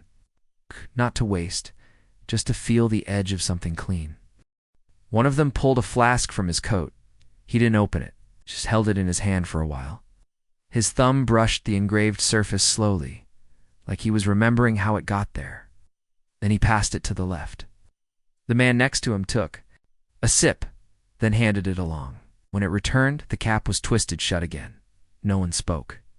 It wasn't about the drink. It was about the passing. The candle gave a low flick, and the flame bent sideways in a draft. No one moved to protect it. If it went out, it went out. The man with the photograph stood, walked to the wall, and adjusted it slightly behind the brick. Oh, just a tilt. Nothing more. Then he returned to the table, sat down, and wiped his spoon clean with the edge of his sleeve. Air inside was warm but thin. It carried the scent of stone, of boiled root vegetables, of wool left near a stove. Outside, the rain kept coming, and the walls held fast. For a long time, they didn't move. The bowl's empty, the candle low. The war somewhere else for now, and in that room carved from quiet and age, where prayers had once echoed in a different kind of war, the sound of breath and broth and silence was enough. The footsteps were soft. Against the stone, worn soles brushing against a floor smoothed by decades of use. The hallway was dim, lit only by a single lantern near the stairwell, its flame casting long shadows across the walls. They had turned one of the old monasteries into a shelter, just for a while, they said, until the lines moved again. But weeks had passed, and the war hadn't shifted. Only the men had, folding slowly into the stone like moss, in a room near the back. Past a door that didn't close all the way, 3 soldiers sat around a low wooden table. The table was old, carved at the edges with initials no one recognized. A crack ran straight through the middle, filled years ago with wax and cloth. On top of it sat a shallow bowl filled with peeled turnips, boiled until soft, floating in cloudy water. A tin spoon rested on the rim, its handle bent slightly from use. They didn't speak. One of them stirred the pot with slow circles, his fingers wrapped in cloth to keep the heat from biting. Another cleaned his nails with the tip of a folded knife, not looking up. The third sat back against the stone wall, staring at a small black and white photograph tucked behind a crack in the brick. A woman stood in front of a garden in the picture, her face soft with sun. No one asked who she was. No one had to. The turnips were scooped out slowly, placed into chipped bowls, broth poured over the top until it lapped gently at the edge. No one blessed the food. No one measured it. They just ate. The spoon tapped gently against the bottom of the bowl with each bite. The broth was thin, but warm. It carried the quiet strength of something made with care, even if not with much. Outside, the rain had started again. The sound of it was soft against the high windows, like fingers brushing across fabric. Occasionally it shifted, harder for a moment, then slow again. Ow! The monastery had held rain for centuries. This was nothing new. The soldier with the knife set it down beside him and tore off a piece of bread from a cloth-wrapped loaf. It was dark, seeded, a little stale. He dipped it into his bowl and let it soak before biting. He chewed slowly, his eyes fixed on the candle burning low beside them. The light flickered once, briefly revealing the faded pattern of an old painting high above the fireplace. A winged figure with eyes closed, hands folded. Dust drifted through the light, turning gold as it passed. Someone coughed gently into their sleeve. Another sipped the last of his broth and leaned forward to scrape the sides of the bowl with the spoon. Not to waste, just to feel the edge of something clean. One of them pulled a flask from his coat. He didn't open it, just held it in his hand for a while. His thumb brushed the engraved surface slowly, like he was remembering how it got there. Then he passed it to the left. The man next to him took a sip, then handed it along. When it returned, the cap was twisted shut again. No one spoke. It wasn't about the drink. It was about the passing. The candle gave a low flick, and the flame bent sideways in a draft. No one moved to protect it. If it went out, it went out. The man with the photograph stood, walked to the wall, and adjusted it slightly behind the brick. Just a tilt, nothing more. Then he returned to the table, sat down, and wiped his spoon clean with the edge of his sleeve. The air inside was warm but thin. It carried the scent of stone, of boiled root vegetables, of wool left near a stove. Outside, The rain kept coming, and the walls held fast. For a long time, they didn't move. The bowl's empty, the candle low, the war somewhere else for now. And in that room, carved from quiet and age, where prayers had once echoed in a different kind of war, the sound of breath and broth and silence was enough. The lantern burned low. In the corner of the room, its glass darkened by soot, casting a soft orange glow that barely reached the far walls. The barracks were quiet now, lined with rows of narrow beds, most of them empty, their wool blankets folded with care that came more from routine than hope. Somewhere outside, boots crunched in the gravel, then faded. A door creaked shut in the distance. Silence returned like water settling after a stone has sunk. On one of the beds, a soldier sat hunched over, elbows on his knees, a tin mess kit balanced in his lap. The lid had been removed and placed carefully beside him on the blanket. Inside, a small cut of bread, 2 slices of canned meat, and a dollop of mashed potatoes cooled slowly in the evening air. The food was plain, packed with purpose, but there was something delicate in the way he moved his fork through it, as if trying not to disturb the stillness around him across the aisle. Another soldier lay with his boots off, socks tucked. Into the webbing of the bed frame, he stared at the ceiling, eyes unfocused, hands folded over his stomach. A small tin of margarine rested beside him, unopened. He didn't move, not out of exhaustion, out of preservation. The kind of stillness that keeps the mind from going, where the heart can't follow. The man with the mess kit took a bite of bread, chewed slowly, eyes fixed on the lantern. The crust had gone hard along one edge, but he didn't flinch. He dipped it into the potatoes, softening it slightly, and took another bite. The rhythm was slow, deliberate. Each mouthful counted more than the one before it, not because of taste, but because of presence. Further down the room, someone exhaled in sleep. Breath dragged long through the nose, then let go like a whisper. The beds creaked under the weight of bodies trying to forget the hours between now and morning. Jackets hung from nails, helmets tucked under beds, letters folded into pillowcases, unread or read too many times to count. The man on the bed scraped the edge of the tin gently, collecting the last of the potatoes. His fork moved with care, not leaving anything behind. Waste was something they'd all unlearned. Even crumbs carried a kind of dignity now. He looked up once toward the far wall, where a photograph had been pinned. It showed a field, a barn, 2 children holding hands. The corners of the photo had curled from damp air, but the image still held its shape. He finished the last bite and placed the fork into the tin with a soft clink. Then he wiped the edges clean with his thumb, brushed it on his pant leg, and closed the lid. The movement was slow, almost reverent, the kind of motion reserved for rituals, quiet ones that didn't need witnesses. The soldier lying down turned his head slightly, catching the sound. He didn't speak, just nodded. The man with the kit nodded back, not greeting. Just acknowledgement, just breath shared between walls that had held too much waiting. Someone coughed near the door. A soft thud followed as a boot fell from a bed. No one stirred. The lantern crackled once, a brief flicker of light jumping across, the shadows then settling again. It hummed faintly in the silence. The soldier pulled a blanket over his knees and leaned back against the headboard. He placed the mess kit on the floor beside the bed. His fingers brushed the metal edge for a moment longer than needed, then rested. On his lap, he looked again at the photograph across the room. Then let his eyes fall shut. Outside, the wind moved softly across the gravel yard. It didn't howl. It didn't sing. It just passed, steady and tired, like the men inside. And in that barracks filled with breath and blankets and the smell of cold meat and wool, sleep came not all at once, but in fragments. One blink at a time.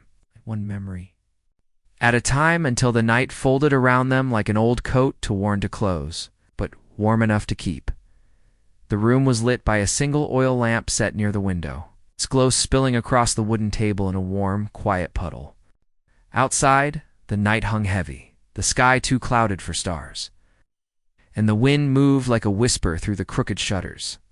The house sat at the edge of a village no longer mapped, its streets overgrown, its fences leaning like tired old men.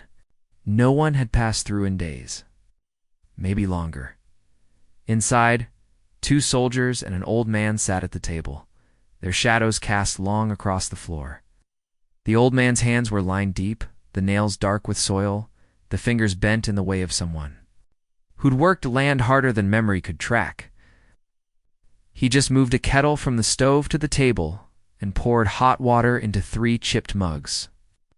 In each, a handful of crushed herbs floated like leaves in a slow stream. A pot rested at the center of the table, covered by a cloth, sides still warm. The older soldier leaned forward, lifted the cloth with care, revealed a stew, thick brown, with bits of root vegetables and thin strips of something that might have once been meat. The scent filled the space gently, not rich, just real, earthy, and faintly sweet. The younger soldier exhaled softly. His face was drawn, his eyes sunken, not from fear, but from the weight of too much quiet. He held his bowl in both hands and waited while the old man ladled out portions. The stew steamed into the air, catching the light and rising like breath. The young man didn't smile, but his shoulders softened. They ate in silence the way people do when they're trying to hold on to the shape of peace. Each spoonful moved with purpose from bowl to mouth to pause, like prayer said without sound. The older soldier chewed slowly, closing his eyes with each bite, as though each one returned him to a place he hadn't been in years. A barn, maybe a kitchen with a cracked tile floor, a hand that once poured soup with laughter. The old man dipped his bread into his stew and let it soak until the crust bent. Then he ate, tearing off pieces with his teeth, chewing without rush. His eyes didn't wander. He stayed focused on the table, as though watching the food disappear helped him keep track of time. The wind outside lifted briefly. The shutters creaked. Somewhere beyond the house, a dog barked once, then fell quiet. The younger soldier flinched, barely. The spoon paused midway, then moved again. His knuckles were pale, his coat still damp near the cuffs. He hadn't spoken all day. Not since the hillside. Not since the sky went dark. The older one offered a piece of bread, a gesture small enough to go unnoticed. But the young man saw it, took it, tipped his head once. They shared nothing else. But in that moment, the quiet thickened into something kind. The old man rose slowly, moving toward the stove again. He stirred something in a small tin pot. Maybe water. Maybe tea. The fire inside the stove crackled. Gently, and for a few seconds, it was the only sound in the room. He returned with a cloth-wrapped bundle and placed it on the table. Inside were 3 apples, bruised, small, precious. Each man took one, held it in his palm. No one ate right away. They looked at the apples like they were rare coins, passed down through hands that no longer held anything else. Then slowly, the younger soldier raised his to his mouth and bit. The crunch was soft, the juice faint, but it was sweet. The lamp flickered, shadows danced. The house held its breath. No one asked names. No one asked where they would go next. They simply ate and drank and breathed.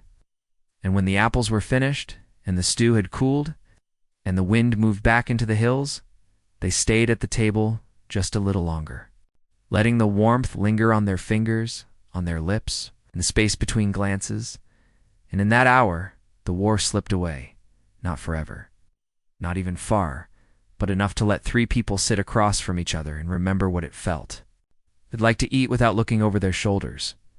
The snow had begun to fall again. Not in sharp flakes, but in soft, drifting waves that blurred the line between sky and earth. A fire burned low inside a rusted barrel, the flames no higher than a hand, fed slowly with strips of crate wood and broken fence slats. Round it sat 5 men wrapped in wool and silence. Their coats were thick with frost at the shoulders, and their boots steamed faintly, drying inch by inch as the warmth reached them. A tin of beans sat balanced on a flat stone near the fire, its lid peeled halfway back, the contents bubbling in a slow, tired boil. One soldier, the one closest to the heat, stirred it occasionally, with a pocket knife, not because it needed stirring, because it gave his fingers something to do. His gloves had long since been lost, and his hands were red with cold, the knuckles cracked and dark. No one spoke. The wind filled the silence. Sliding between the corners of the makeshift shelter, humming against the canvas roof stretched above their heads, the snow outside deepened quietly, muffling every sound that dared reach beyond the circle of firelight. When the beans were done, he took the tin off the stone and held it with a rag. He didn't serve it, just set it between them, one by one. The others leaned in and scooped out what they could with spoons, with fingers, with torn pieces of bread held flat like shovels. No one asked for more than their share. No one looked at anyone else while eating.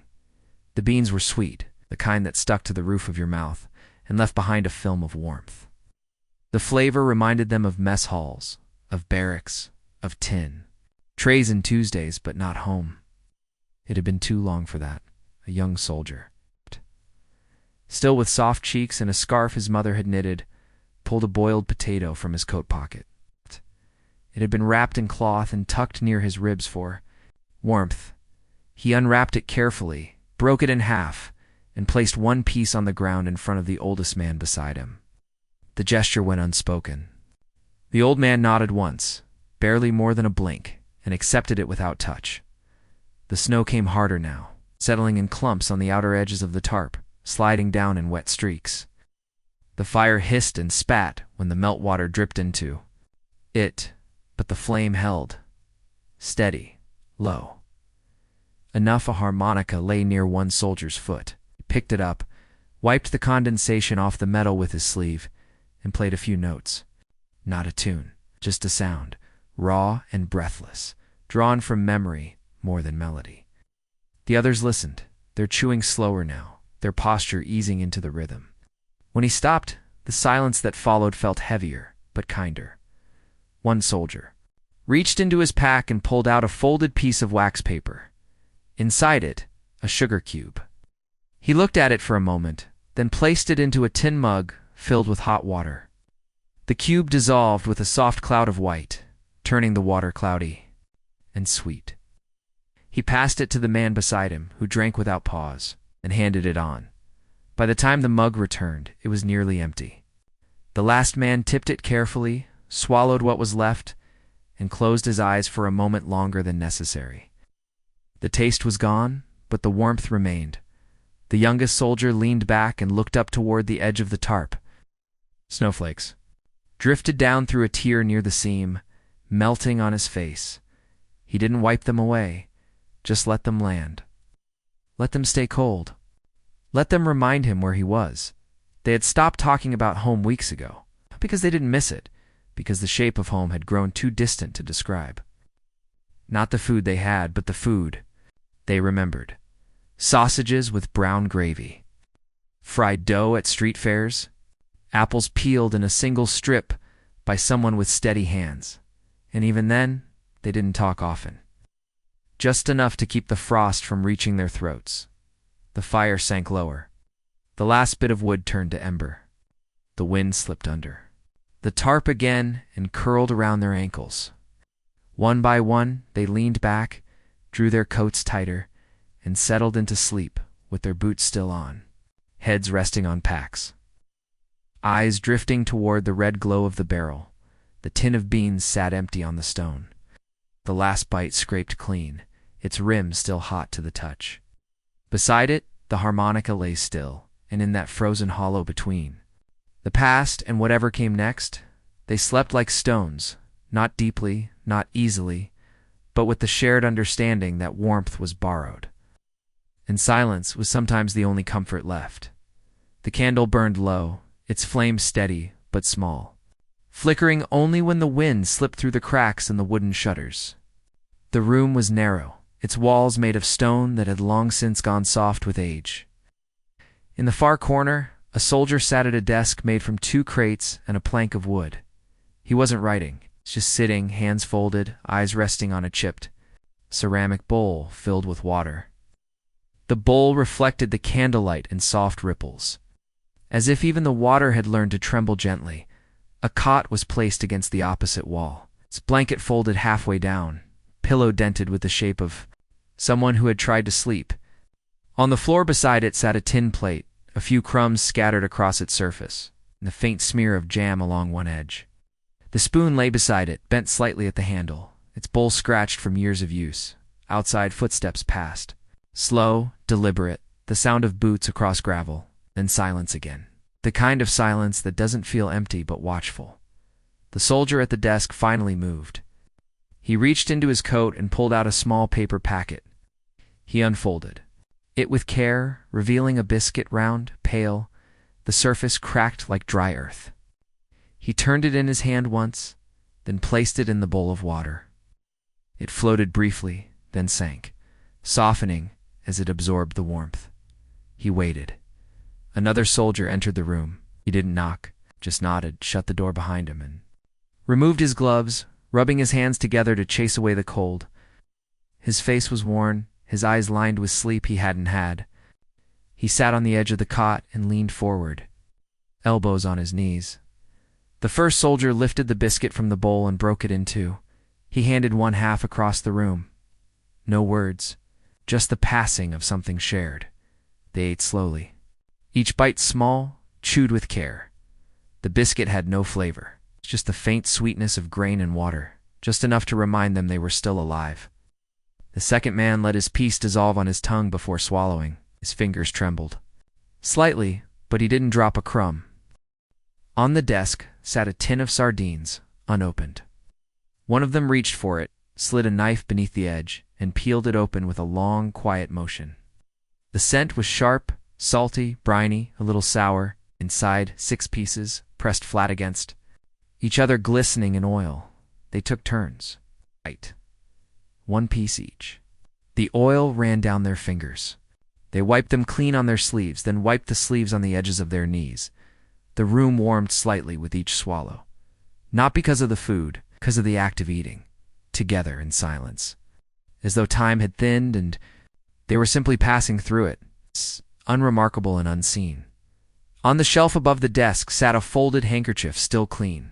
No one used it. It belonged to someone who wasn't there anymore. They let it stay, a kind of marker. Not for mourning, just for memory. After the sardines were gone, one of them lit a small piece of wax and placed it near the plate. It gave off more smoke than light, but it smelled faintly of citrus. A scrap from a parcel, a gift someone had once tucked inside a box marked to whoever needs it most. The second man leaned back against the stone wall, his eyes closed. Not to sleep, just to rest them. The other watched the flame until it went out, then stood and poured the water from the bowl into a mug. He drank it slowly, like it was tea, letting the warmth settle in his chest. Neither moved for a long time. The room held them gently, the air no longer as cold, the silence now full of breath and the memory of salt and bread.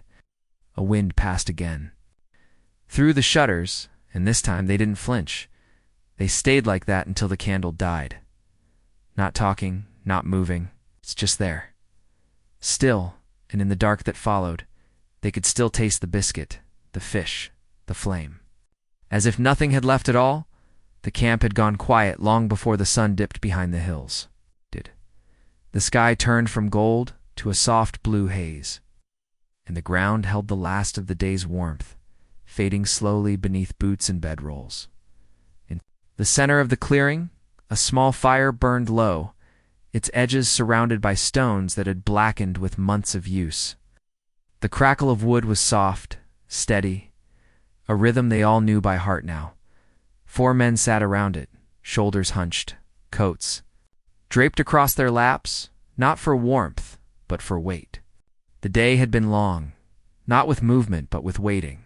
A patrol that never came. A message that didn't arrive. They didn't talk about it. They didn't need to. Their silence said enough. A pot of barley soup rested on a metal grate.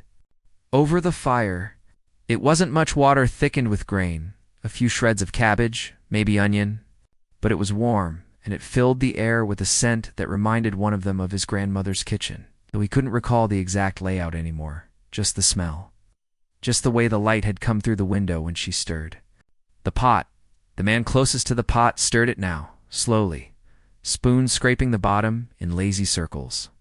His face was smeared with soot, and the scarf around his neck was knotted in a way that had never been undone since the beginning of winter. He ladled soup into their bowls without ceremony, one after another, each man cupping his tin close to his chest as if holding something sacred. They ate slowly. The barley was soft, swollen, and the cabbage had lost its shape. But it filled the space between ribs, the space where memory used to hurt. A soldier with a thin scar down his chin dipped the end of his bread into the broth and held it there, until it fell apart. He scooped it out with his fingers, wiped them clean on the hem of his coat, then sucked them dry. No shame. Just instinct. Another soldier, seated on an overturned bucket, opened a tin of butter. The contents were pale and hard, nearly tasteless. He carved out a portion with the side of his spoon and smeared it across a cracker that had come from a forgotten ration pack. It cracked in half before reaching his mouth. He gathered the crumbs with care, letting none escape. One of the men kept glancing toward the tree line, not because he expected anyone, just out of habit. The leaves barely moved. A bird flitted from branch to branch, too quick for the eye to follow. Then nothing. After they'd finished eating, no one moved to clean. The bowls sat empty in their hands or on the ground beside them. The fire snapped once, sending a spark upward. They watched it rise and disappear. The man who'd stirred the soup pulled a folded paper from his pocket. It was yellowed, edges torn. He didn't open it, just held it, then tucked it back away. The wind picked up, carrying with it the distant smell of pine and something burning far off. Maybe another camp? Maybe a house? No one asked. No one would go to check. They passed around a single square of chocolate.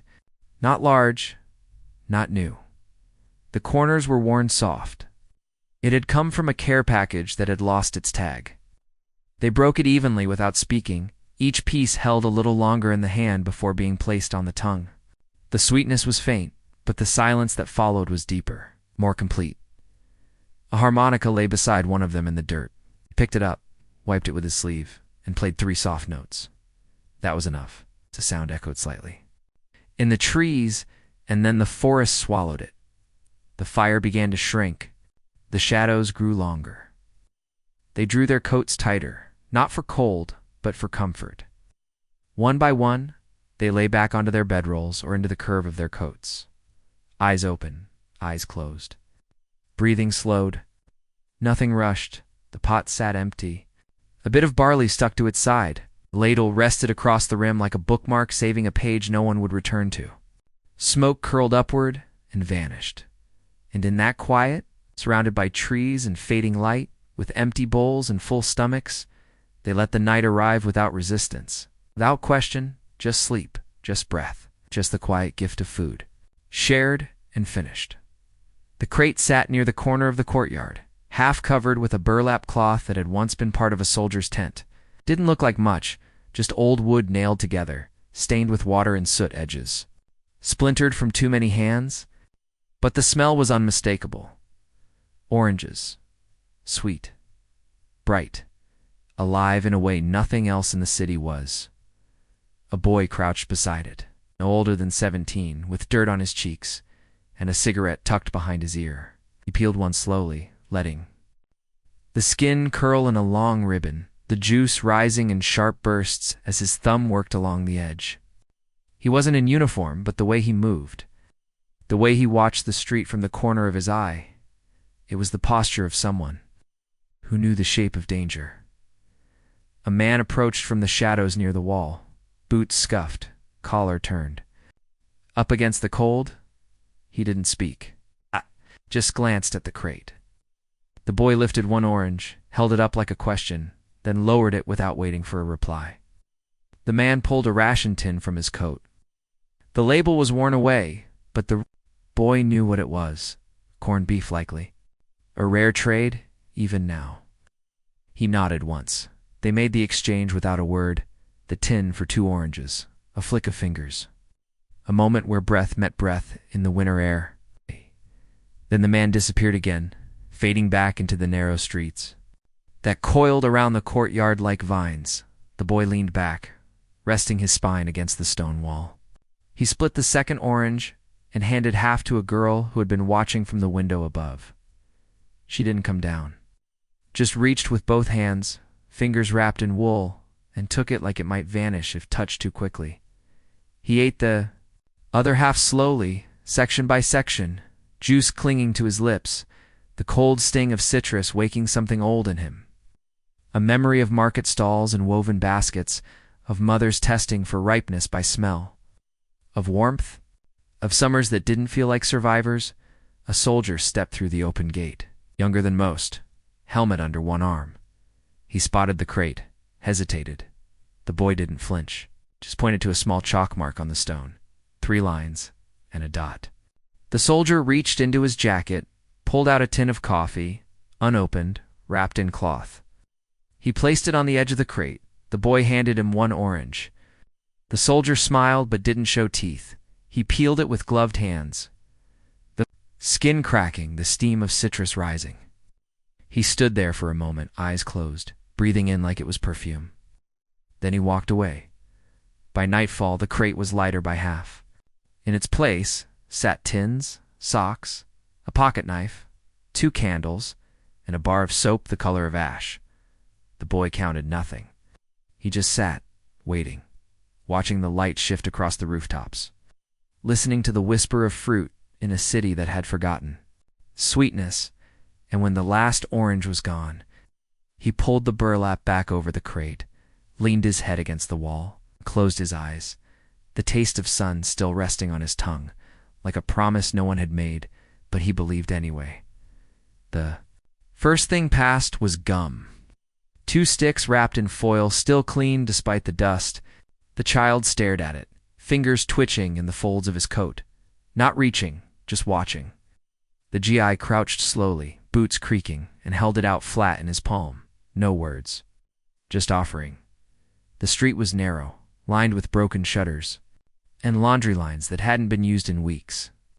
The stones were warm under the afternoon sun, and the smell of baked bread drifted faintly from somewhere behind the alley, where a shop kept going despite everything. War hadn't taken that scent away. The gum was taken carefully, as if it might vanish. The boy didn't smile, but his eyes widened, the color sharp in the soft dust around his lashes. The GI straightened, pulled a second pack from his pocket, and handed it to a girl standing. Behind the door frame, she disappeared back into the house without a sound. Another soldier leaned against the hood of a truck nearby, peeling a chocolate bar into squares, offering a piece to a woman sitting on the stoop with her hands wrapped in cloth. She took it like she was being handed a letter. Her fingers shook, and her lips trembled just before the bite. Cigarettes were traded next. A full pack for a linen bag of tomatoes. Not many, just 4. One of them bruised, still warm from the garden. The exchange happened over a crate turned sideways between nods and glances, the sort of communication that needed no shared language. The girl reappeared, this time with a wool scarf in her arms. It was small, frayed along the edge, but still thick. She held it out to the soldier who had given her the gum. He hesitated, then took it with both hands. He folded it carefully, placed it inside his jacket. She vanished again. Somewhere down the road, someone was playing music on a record player. The sound was warped, but sweet, brass and static, a voice too distant to make out. It echoed off the buildings and into the open square, where soldiers stood in clusters, leaning on rifles or watching the children run past with sticks in their hands, pretending to be swords. A group of GIs passed out boiled sweets, striped and wrapped in crinkled cellophane. The kids took them and disappeared into corners to unwrap them slowly, savoring the sound as much as the sugar. One little boy tucked his into his sock and said he'd save it for later. No one told him he didn't have to. In the shade near a shuttered shop, an old man shared a flask with a soldier. The soldier poured out some water from his canteen first, rinsing the rim. Then they passed the drink back and forth in silence. Neither of them looked at the other. Their eyes stayed on the street, on the faces moving through it. As the sun lowered, more came forward. Mothers with shawls pulled close. Teenagers holding shoes that didn't match. A man in a hat too wide for his head who offered walnuts from. A bag with a string tie? No one begged. They traded. Bits of honeycomb for matches, coffee for butter, a pocket comb for a fresh bar of soap. It wasn't about need anymore. It was about presence. About the quiet understanding that the things in your hand could be more than objects. They could be warmth. The soldier who'd given the gum now sat on the steps with a child curled asleep against his arm. The wrapper rested on the boy's. Knee peeled open, half chewed. The soldier didn't move. Just let him sleep. His own head tilted back, eyes on the sky turning gold.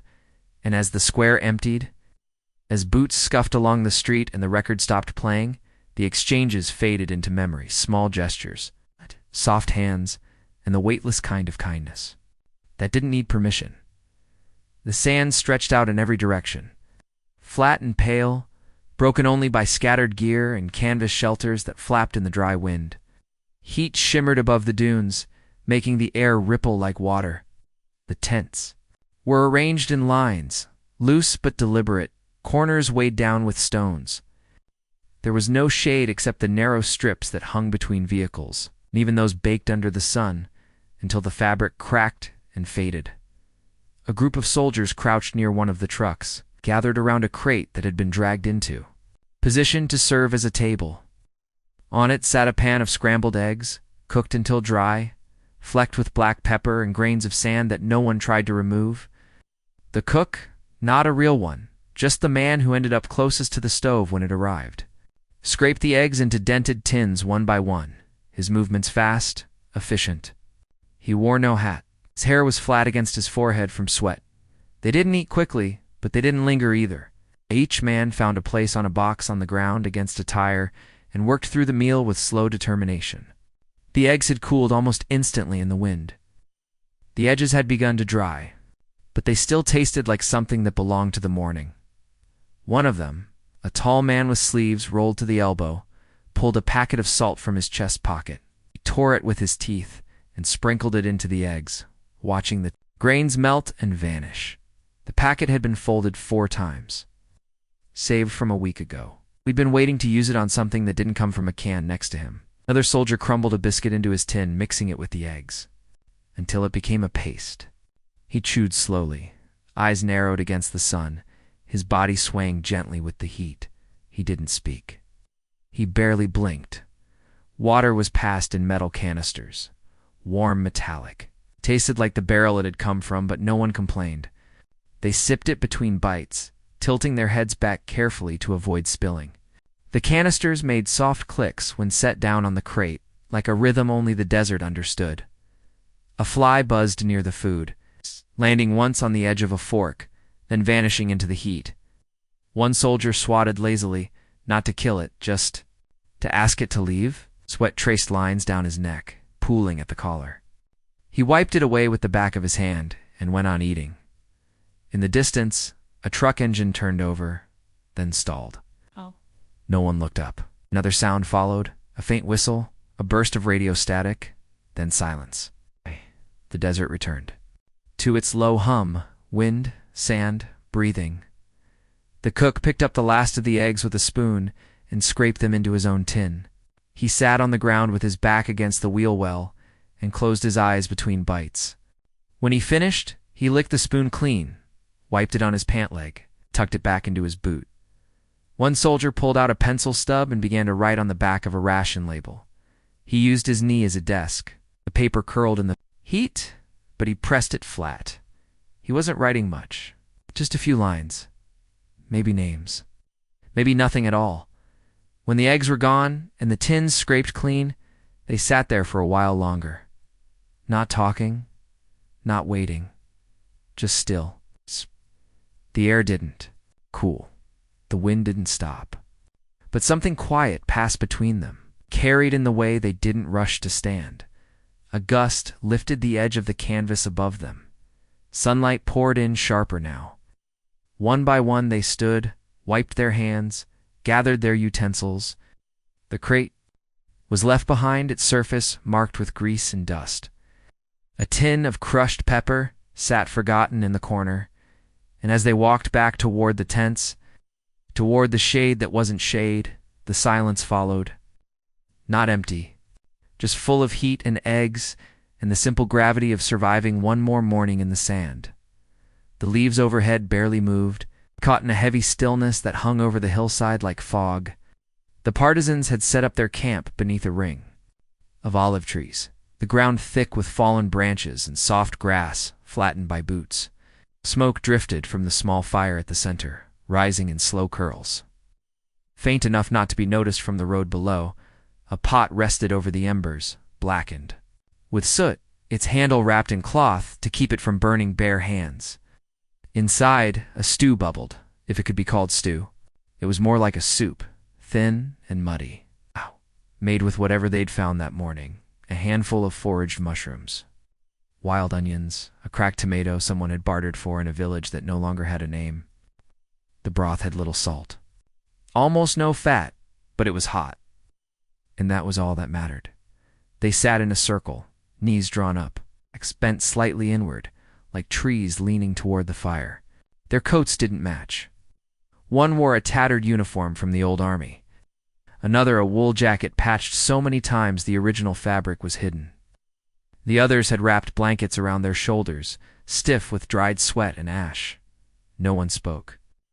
Not because they didn't have things to say, just because speaking took more energy than it returned. The woman who had made the stew ladled it into wooden bowls, her hands steady despite the tremble in her knees. Her fingernails were dark with soil, her hair tied back with a strip of cloth that had once been white. She moved from one person to the next, not looking into faces, not asking if they wanted more, just filling, then passing, then sitting. They ate with spoons carved from wood, their bowls resting in their palms. The broth steamed against their faces. One man, younger than the rest, closed his eyes with each bite, as if trying to taste something. Beyond what was there, his lips moved faintly, not forming words. Maybe a prayer, maybe a memory. Someone broke off a piece of bread and passed it to the left. It had been wrapped in a scarf to keep it from drying out too quickly. Still the crust. It was hard, and it took effort to chew. No one minded. Each bite helped them remember they still had teeth, still had hunger, still had something worth swallowing. A girl barely out of childhood sat on the far edge of the circle, her back against a tree. She didn't eat. Hands, warming her fingers against it. Her rifle lay beside her, too long for her frame, the barrel streaked with rust. She stared into the fire, not blinking, not moving. Her stew cooled slowly in her lap. The man next to her, graying at the temples, placed a piece of mushroom into her bowl without saying a word. She didn't look at him, but she did lift her spoon a few minutes later and begin to eat, slowly, carefully, like the bowl might shatter if touched too fast. An accordion played once, from somewhere deeper in the trees. Just a few notes, broken, cautious, a tune that used to be a song. The partisans didn't react. They knew the sound. They knew who played. He hadn't spoken in weeks, but his fingers remembered the melody. One soldier set his bowl down and leaned back on his elbows. He looked up through the leaves, toward the sky where the clouds moved like torn linen. His boots were cracked, soles barely holding. He ran one thumb along a scar on his wrist, back and forth, back and forth. A rhythm older than the war. The fire popped, and someone fed it a stick without looking. The smoke shifted. The smell of the stew hung in the air, blending with the scent of earth and sweat and gunpowder that never left them completely. When the bowls were empty, they were wiped clean with crusts of bread or folded cloth. No water to spare, no soap, just hands and silence. The woman took the pot from the fire and poured the last of the broth into a metal flask. It would be saved for someone not here tonight. He'd be wounded. Feet too far to reach the fire, no one. Thanked her, she didn't expect it. She stood and walked back into the trees, disappearing without a word. A few minutes later, the sound of the accordion returned. Louder now, a little faster. Someone near the fire smiled with only their eyes, and in that circle, in the shade of olive trees, with bellies not full but no longer empty, they let themselves rest. Not completely, just enough. Enough to taste something warm. Enough to remember they were still there, still fighting. still together. The snow had started falling again before the sun even finished rising. Thin flakes, dry and quiet, settled on the ground in soft spirals, wrapping the earth in a cold hush that stretched across the ruined town like a lullaby. The roof of the chapel had collapsed months ago, and now its walls stood like ribs around a fire that didn't quite reach anyone's toes. Inside, a group of soldiers huddled together beneath the broken arch of what had once been a stained glass window, their backs pressed to the stone, their hands wrapped in whatever cloth they could spare. A pot sat on a flat stone near the fire, steam lifting from its surface in weak, uneven threads. Inside was a soup made from powdered mix and melted snow, the last of the carrots and shreds of a dried meat ration someone had saved. It was thin, mostly water, but it was warm. Oh, that was all they wanted now, warmth they could sip. The man who stirred it didn't look up as the others watched. He moved the spoon slowly, his fingers stiff and red from the cold, his coat pulled high around his jaw. He didn't speak, but when the bubbles rose, he scooped the liquid into mugs, one by one, and passed them along. They drank in silence. No. One asked what was in it. No one commented on the flavor. It was broth, and it filled the space between their ribs like wool. The steam misted their cheeks, and for a few quiet minutes, the war did not exist. Only the sound of wind through the chapel's open beams and the slow swallowing of soup. One soldier pulled a biscuit from his pack, stale cracked in two, and dipped it into the broth, letting it soften until it broke apart and disappeared. Into the mug, he licked the rim clean, then passed the mug back for more. Another man had a tin of beans unopened. He held it over the fire until the metal grew hot, then cracked the lid with a knife and watched the steam rise. The scent was faint, almost sweet, and it pulled heads closer. He passed it without needing to be asked. Each man took a spoonful. Just one.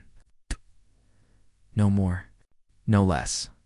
There was a girl among them, no uniform, just layers of clothing stitched from too many winters.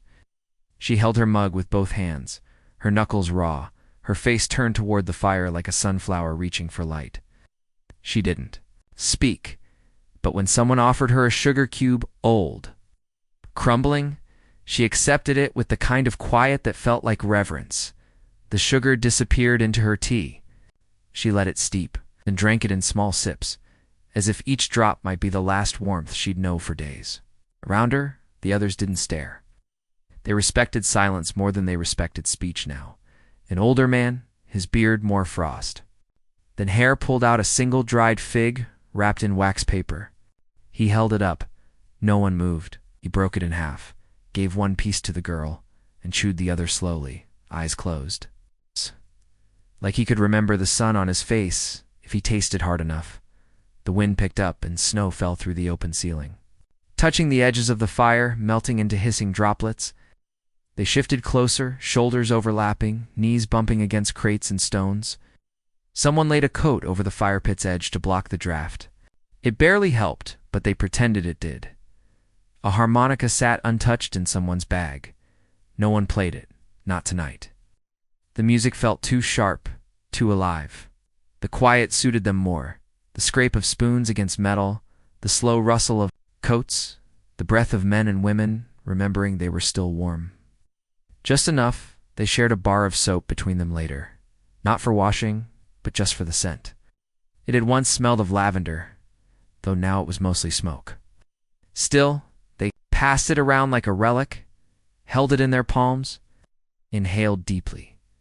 Let their minds wander to gardens that might still exist somewhere else. Someone wrote in a journal. No light but the fire. It's no ink but a pencil stub. The words weren't legible, just marks. Maybe names, maybe promises. Outside, the snow thickened. The town beyond the chapel sat silent, houses blackened by soot, windows boarded or shattered. But the chapel, broken though it was, still stood, its fire flickering, its air filled with the scent of broth and smoke and human breath. The mugs were emptied, the pot scraped clean. A few kept crusts of bread tucked into their sleeves, to be chewed later when the stomach remembered it had space again, The girl curled beneath a wool blanket, her head resting on a satchel stuffed with spare socks. She breathed slow, mouth slightly open. No dreams yet, just the rhythm of rest. The older man took his seat near the wall again, back pressed to stone. He folded a scarf around his neck, not his, but one given to him weeks before by someone. He'd only met once. It still smelled faintly of cloves. They stayed that way for hours. No one moved unless the fire needed tending. No one spoke unless it was to pass a spoon or adjust a blanket. The snow kept falling. The fire kept burning. For a time in the ruins of the chapel, with soup on their breath and the weight of shared silence on their shoulders, they felt almost untouched, not saved. Not safe, but together. Together they slept. The cellar was deeper than it looked from the outside. Narrow steps led down into a room carved from old stone. The walls rough and cool to the touch, the ceiling low enough that some had to stoop. As they moved, the smell was thick, not unpleasant, but heavy with the scent of dust, potatoes, and damp earth. Somewhere far above, the night raged on, boots on cobblestones, distant shouting, the occasional rumble of artillery, but down here it was quiet. It's almost too quiet. A single oil lantern hung from a nail on the wall, casting a soft golden glow across the space. Its flame fluttered now and then, as if responding to the breath of those gathered below. Sat in the room, some on crates, others on folded blankets. There was no furniture, no comfort, just closeness. In the center of the floor sat a wooden box that served as a table. On it rested 2 loaves of dark bread, their crusts dense and cracked, a wedge of hard cheese wrapped in linen, and a tin of butter with the lid bent backward. These were treasures now, preserved, protected. Every slice meant something. Every crumb was kept. The woman who had carried the bread all the way from the outskirts began to cut it with a thin knife, the serrated edge making a soft, saw-like sound that echoed lightly in the chamber. She worked slowly, measuring each piece by eye, her hand steady despite the tremble in her breath. One man offered a cloth napkin from his coat to collect the slices. It had once been white, now the color of old paper. They passed the bread, 1 slice each. No one took more. No one asked for less. The butter was passed with the same care, a spoonful pressed onto each slice with the back of a knife. Cheese was cut thin, almost translucent. Still no one complained. They chewed in silence, the sound of eating barely louder than the lantern's flame. The bread was dense, chewy. The butter had begun to sour slightly, but the salt saved it. The cheese crumbled between teeth, dry and sharp. It tasted like smoke, like stone. Like home, if home had survived. A child, maybe 9 or 10, licked the last bit of butter from his fingertips and wiped them clean on the hem of his sweater. He didn't speak. He hadn't in days. But when an older woman handed him a piece of dried apple from her own coat pocket, he nodded just once. The movement was slow, careful, like a bow. The apple was thin and soft with age. It smelled faintly of autumn, the kind of scent that hung in old cupboards, forgotten until someone opened the door and breathed in. He ate it in 2 bites. No one looked away. They respected the ritual. A soldier in the corner pulled out a packet of tea, loose leaves in a folded paper. He poured them into a dented tin cup, added hot water from a kettle that had been simmering over a makeshift stove, and let it steep.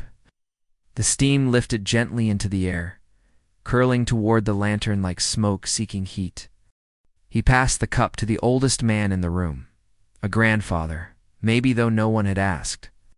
The man held it in both hands, fingers worn and knotted, and breathed in deeply. He didn't drink right away, just held the cup to his lips and closed his eyes. They took turns sipping the tea. 1 mouthful each. Warmth passed like a blessing. A girl, not more than 16, began humming softly. A lullaby, maybe. Or just a tune she remembered from before. Her voice was low, steady. She didn't try to make it pretty. She just let it fill the room like fog, gentle and slow. The sound wrapped around them like another blanket. The man with the knife unwrapped one last thing, a small piece of chocolate, square and dark, wrapped in waxed paper. Gasps didn't come, but something in the air shifted. He broke it into 10 small shards, using the knife to press down carefully. He handed them out without speaking. Each piece was held for a moment, admired with the kind of reverence one gave. 2 relics, then eaten, slowly, with eyes closed. The taste lingered long after the bite had gone. The lantern began to dim, its flame shrinking as the oil thinned.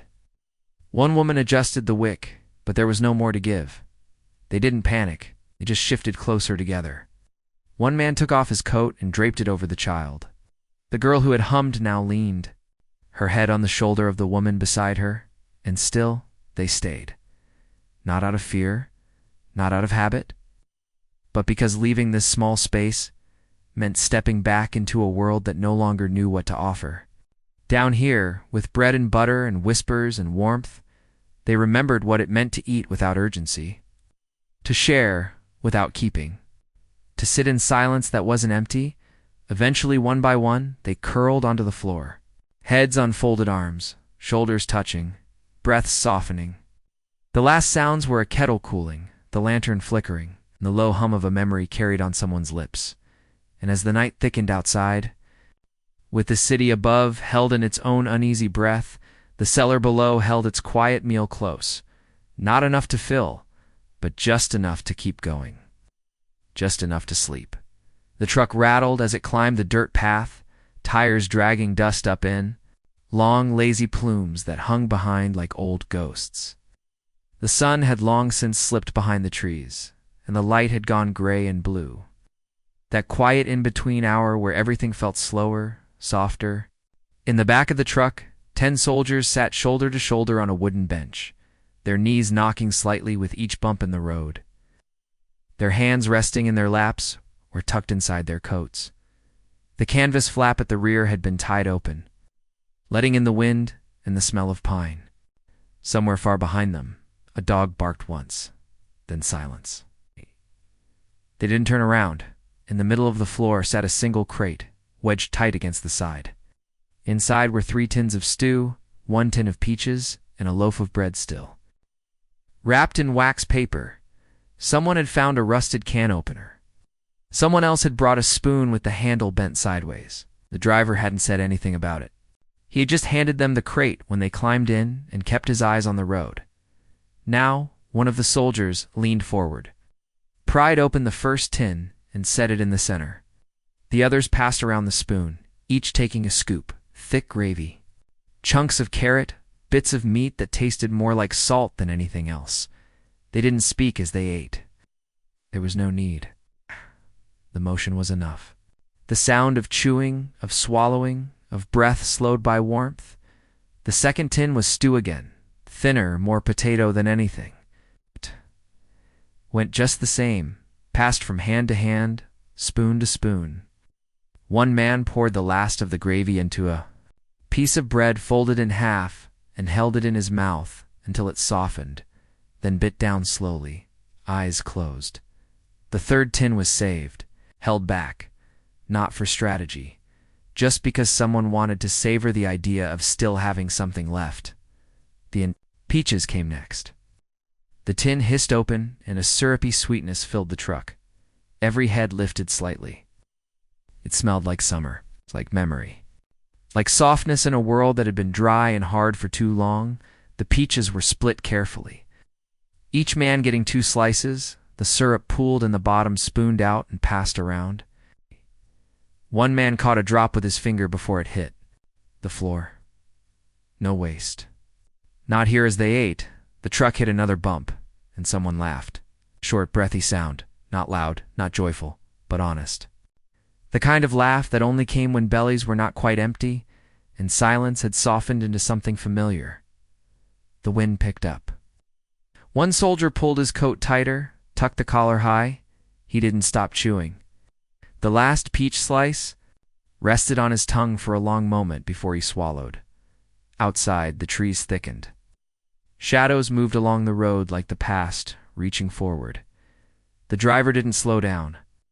The engine hummed steadily, and the back of the truck rocked. In time with the ruts, the last tin, the one they'd saved, was finally opened. Inside, lentils, overcooked and swimming in broth. It smelled faintly of garlic. They passed it around. One man dipped a crust of bread into it and whispered something under his breath before taking the bite. No one asked what he'd said. It wasn't for them. As the crate emptied, it was pushed to the side. One soldier stretched out his legs. Another leaned against the canvas and closed his eyes. Someone tucked the empty tins back into a sack, folding the wax paper around the remaining crumbs and slipping it into his jacket. The spoon, bent, stained, still warm, was held a moment longer before being slid into a boot. They didn't wash it, no need. There'd be another meal soon enough, or there wouldn't. The truck kept moving.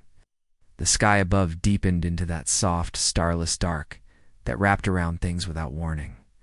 The road curved, then straightened, and in the back, bellies gently full, eyes soft, hands still, they let the silence return. Not empty, not fearful, just present. The kind of quiet that only came after warmth had been shared, sweetness tasted, and movement slowed.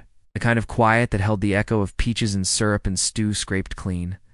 The kind of quiet where, for a moment, even the war stepped back and let them rest. The fog drifted low over the trench line, curling like breath from a sleeping mouth. It wrapped itself around the wooden planks and coils of wire, settled into the folds of every tarp, scritchy and hung in the air like a lullaby. No one had the voice to sing. The ground was slick with cold mud, and every step gave a soft squelch that no longer surprised anyone. Above, the sky was pale gray, touched with the first hints of morning, though no sun had broken through in days. Along the narrow path between bunkers, a soldier moved slowly, balancing a battered tin tray between both hands. On it sat a kettle, dented and blackened, filled with weak tea. Next to it, a cloth bundle held 6 small rolls, barely baked, their edges dusted with ash from the fire they'd been pulled from. And beside those, wrapped in waxed paper, were 3 strips of fried bacon, a miracle salvaged from a crate meant for officers. In the dugout, the others waited. They didn't expect much. They never did. One sat sharpening a knife with slow, rhythmic strokes. Another rested with his eyes half closed, listening to the patter of rain against the tin above. A third cleaned his boots, not for polish, but to keep the mud from sealing the laces shut. When the tray entered the space, the air shifted. Not celebration, not even gratitude. Just acknowledgement, like seeing an old friend walk in after. Too many years, the tea was poured into enamel mugs, chipped and black around the rim. The steam rose weakly, curling into the damp air, vanishing before it reached the ceiling. It didn't smell of much, just warmth and time. Each soldier took a roll. They were rough in texture, the flour still clinging to the surface. Inside, they were hollow, soft, barely enough to fill the mouth. But the act of chewing, of swallowing something that had been baked instead of boiled or canned, brought a calm that didn't need words. The bacon was split carefully, half a strip each.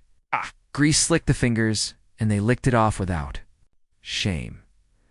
The salt clung to their tongues like memory.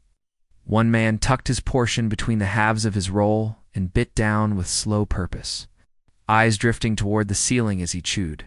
They didn't rush. The tea cooled slowly. The rolls were eaten in parts, as if pacing each mouthful might delay the return of hunger. The kettle hissed softly where it had been set down, and someone adjusted the canvas flap to block the breeze. From outside, the low thud of distant shelling murmured through the ground. No one flinched. It was far enough to ignore, close enough to remember. One soldier pulled a square of chocolate from his breast pocket, dry, bitter, issued in a ration weeks ago and hidden ever since. He broke it into pieces with careful hands and set them on the overturned crate that served as a table. The others looked at him, but said nothing. They each took a piece, let it melt on the tongue, let the bitterness bleed into the tea, into the quiet, into the warmth that pulsed faintly in their chests. They didn't talk much while they ate. One told a story about a dog that used to follow their patrol. Another muttered something about the taste of his mother's soup, then fell quiet halfway through the sentence. A third man began whittling a piece of wood with a small folding knife. Not shaping it, just shaving off layers, revealing the pale grain beneath. The fog thickened outside. The light shifted again. Someone sighed. Not tired, not sad, just still. When the last sip of tea was gone and the rolls had been eaten down to the final crusts, they packed the tray in silence. The mugs were wiped with bits of cloth. The chocolate wrapper folded and slipped into a pocket, not for reuse, but as a keepsake. They didn't stand. Not right away. They sat in the dim trench, listening to the world breathe around them. One soldier, the youngest, unwrapped a piece of hard candy from his coat pocket, orange-flavored, dulled from age. He broke it in half against a rock, handed one piece to the man beside him. They sucked on it quietly, the flavor lingering long after the candy itself had dissolved. And in that moment, surrounded by the fog, the cold, the closeness of earth, and sky pressing down from both directions, they remembered what it was to be human. Not soldiers, not survivors. It's just men with warm bellies and sweet mouths, and the comfort of silence shared. The kettle was lifted, the tray stacked. Boots scuffed the planks, and outside, the fog welcomed them back as if it too had been waiting for the meal to end. The courtyard was surrounded by thick stone walls, their edges softened by moss and time. An old monastery sat at the heart of it, its windows dark, its doors weathered and swollen from decades of rain and snow. The soldiers had taken shelter.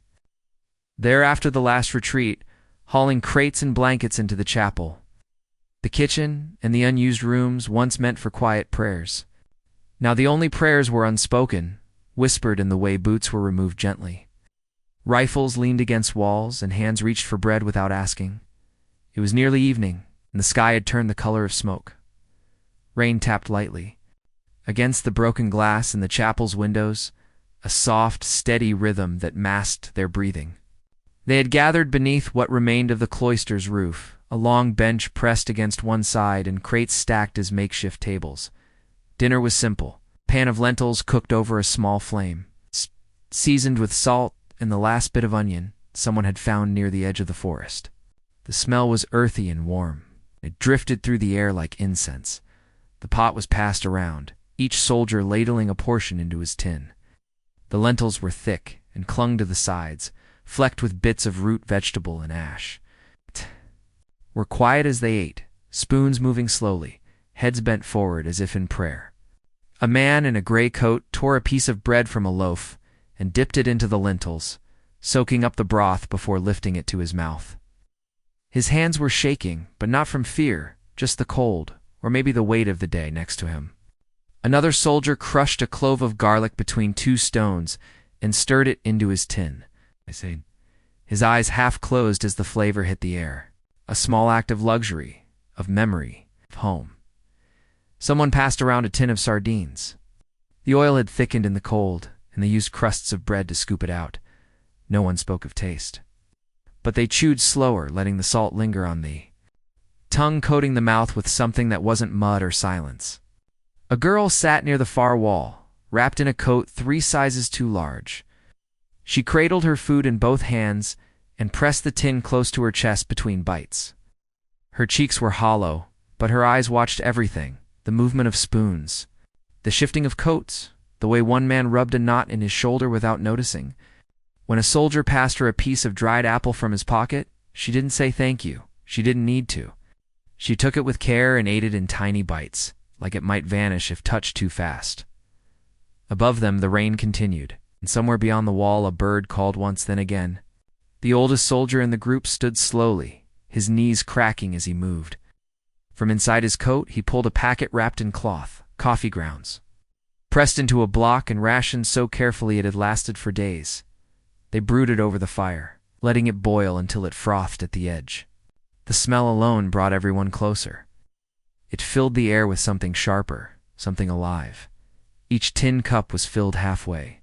The coffee was dark and bitter, sweetened only by memory. No sugar, no cream, just heat and grit, and the hum of something almost forgotten. One man lit a stub of a cigarette and passed it around, a slow circle of smoke and breath and small indulgence. No one inhaled deeply. They just held it near their lips, letting the smoke curl around them like warmth. Someone began to hum. Not a song exactly, but a low, steady sound that fit the room like another blanket. The others didn't join. They didn't interrupt either. The fire crackled. The lentils grew cold in their tins. But no one moved to scrape the bottom. Instead, they sat with bellies half full, the taste of sardines and garlic still clinging to their teeth, the warmth of coffee, a low throb in their chests. The monastery didn't feel holy anymore, but it felt safe. And sometimes, that was enough. They stayed there long after the fire died down, eyes adjusting to the dark, hands still curled around their mugs, breath misting in the cold, not ready to sleep. Not ready to speak, just ready to be still. The room had no windows, just thick concrete walls, a steel door that no longer locked. A lantern hung from a pipe overhead, its glow trembling slightly with each movement in the air. The air was stale but warm, and the silence inside was deeper than the cold outside, the kind of silence that made breath sound louder. Footsteps feel heavier, and food taste like something remembered from another life. It had once been a basement, maybe a storage room, maybe a bomb shelter. Now it was a place to eat, to sleep, to wait. 7 soldiers sat inside, spaced evenly, without ever needing to measure the space between them. Their packs leaned against the walls, weapons cleaned and wrapped, not for battle, but for keeping. Boots were stacked near the door to keep the floor dry. In the center of the room sat a low wooden crate, covered by an old oilcloth. On top of it were 3 bowls, mismatched, dented, one chipped at the rim, and beside them, 2 tins, freshly opened. The smell was rich, heavy with grease and warmth. Stewed tomatoes, white beans, bits of sausage that had broken down into the sauce. They ate in turns, using a single spoon passed from hand to hand, wiped clean between servings with the edge of a sleeve. Each bowl was filled, emptied, then filled again if anything remained. There were no seconds, just slower firsts. Bread was pulled from a canvas satchel. It was dense, uneven, baked days ago, but still soft in the center. It was broken, not sliced. The crust crackled. The inside gave way like sponge. Each man took a portion without looking up, eyes fixed on the center of the room, where the lantern's glow flickered across the crates. A small tin of olives was opened next. The brine was cloudy from the cold, the olives soft and dull green. Each one was lifted gently, savored, like something sacred. Salt and vinegar lit up their tongues and reminded them they still had senses beyond survival. A woman leaned her back against the wall near the heater. She wore gloves with the fingertips, torn off and ate in small bites, letting the stew coat her mouth before swallowing.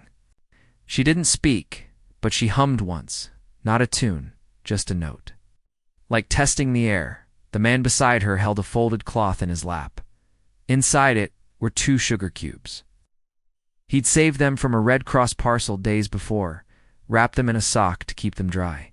Now he unwrapped them slowly, cracked one in half with the back of his spoon, and handed a piece to her. She looked at it for a long moment before tucking it into her cheek and letting it melt. No one watched too closely. But gifts were private, even in war, especially then. From the far end of the room, someone poured hot water from a kettle into a dented teapot. It had been steeped with black tea leaves 3 times already, but they did it again just for color. The tea was pale, weak, but it steamed. Cups were passed out, not mugs. Cups made from tin, enamel, a halved can with the edges filed smooth. They sipped slowly. The warmth mattered more than the taste. One man pulled out a small cloth bag and unwrapped a heel of hard cheese. It had started to go stiff at the edges, but when sliced thin, it still melted slightly against the tongue. He passed it around, watching the piece grow smaller with each hand it passed through. Someone scraped the last of the stew from the bowl, using the final bit of bread to wipe it clean. They didn't lick their fingers, just folded their hands in their lap when they were done, letting the flavor linger without reaching for more. Outside, the wind howled, not loud but steady.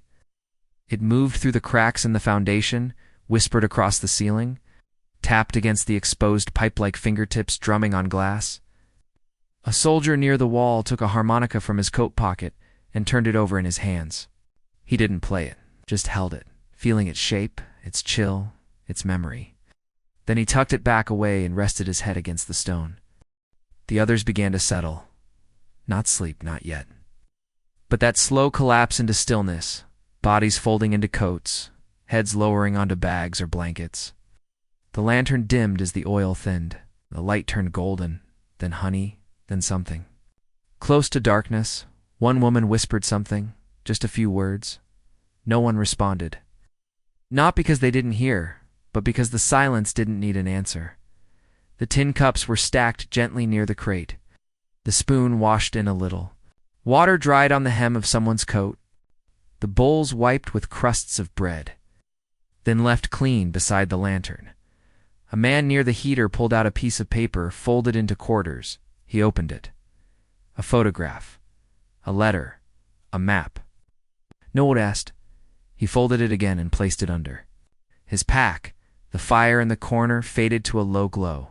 It's just enough to warm the soles of their feet. They didn't say goodnight, didn't speak again. The warmth from the stew, the sugar, the weak tea, it filled the room not like heat, but like weight. A gentle heaviness that pressed their eyes closed and slowed their hearts until even the wind outside began to feel like part of a lullaby. And as they drifted off, wrapped in coats and silence, bellies full enough, hands empty of fear, the old concrete room held them like a cradle. Nothing left to do, nowhere left to be. The field had once been a vineyard. The rows were still visible in the way the land undulated gently, the soil dark and loose.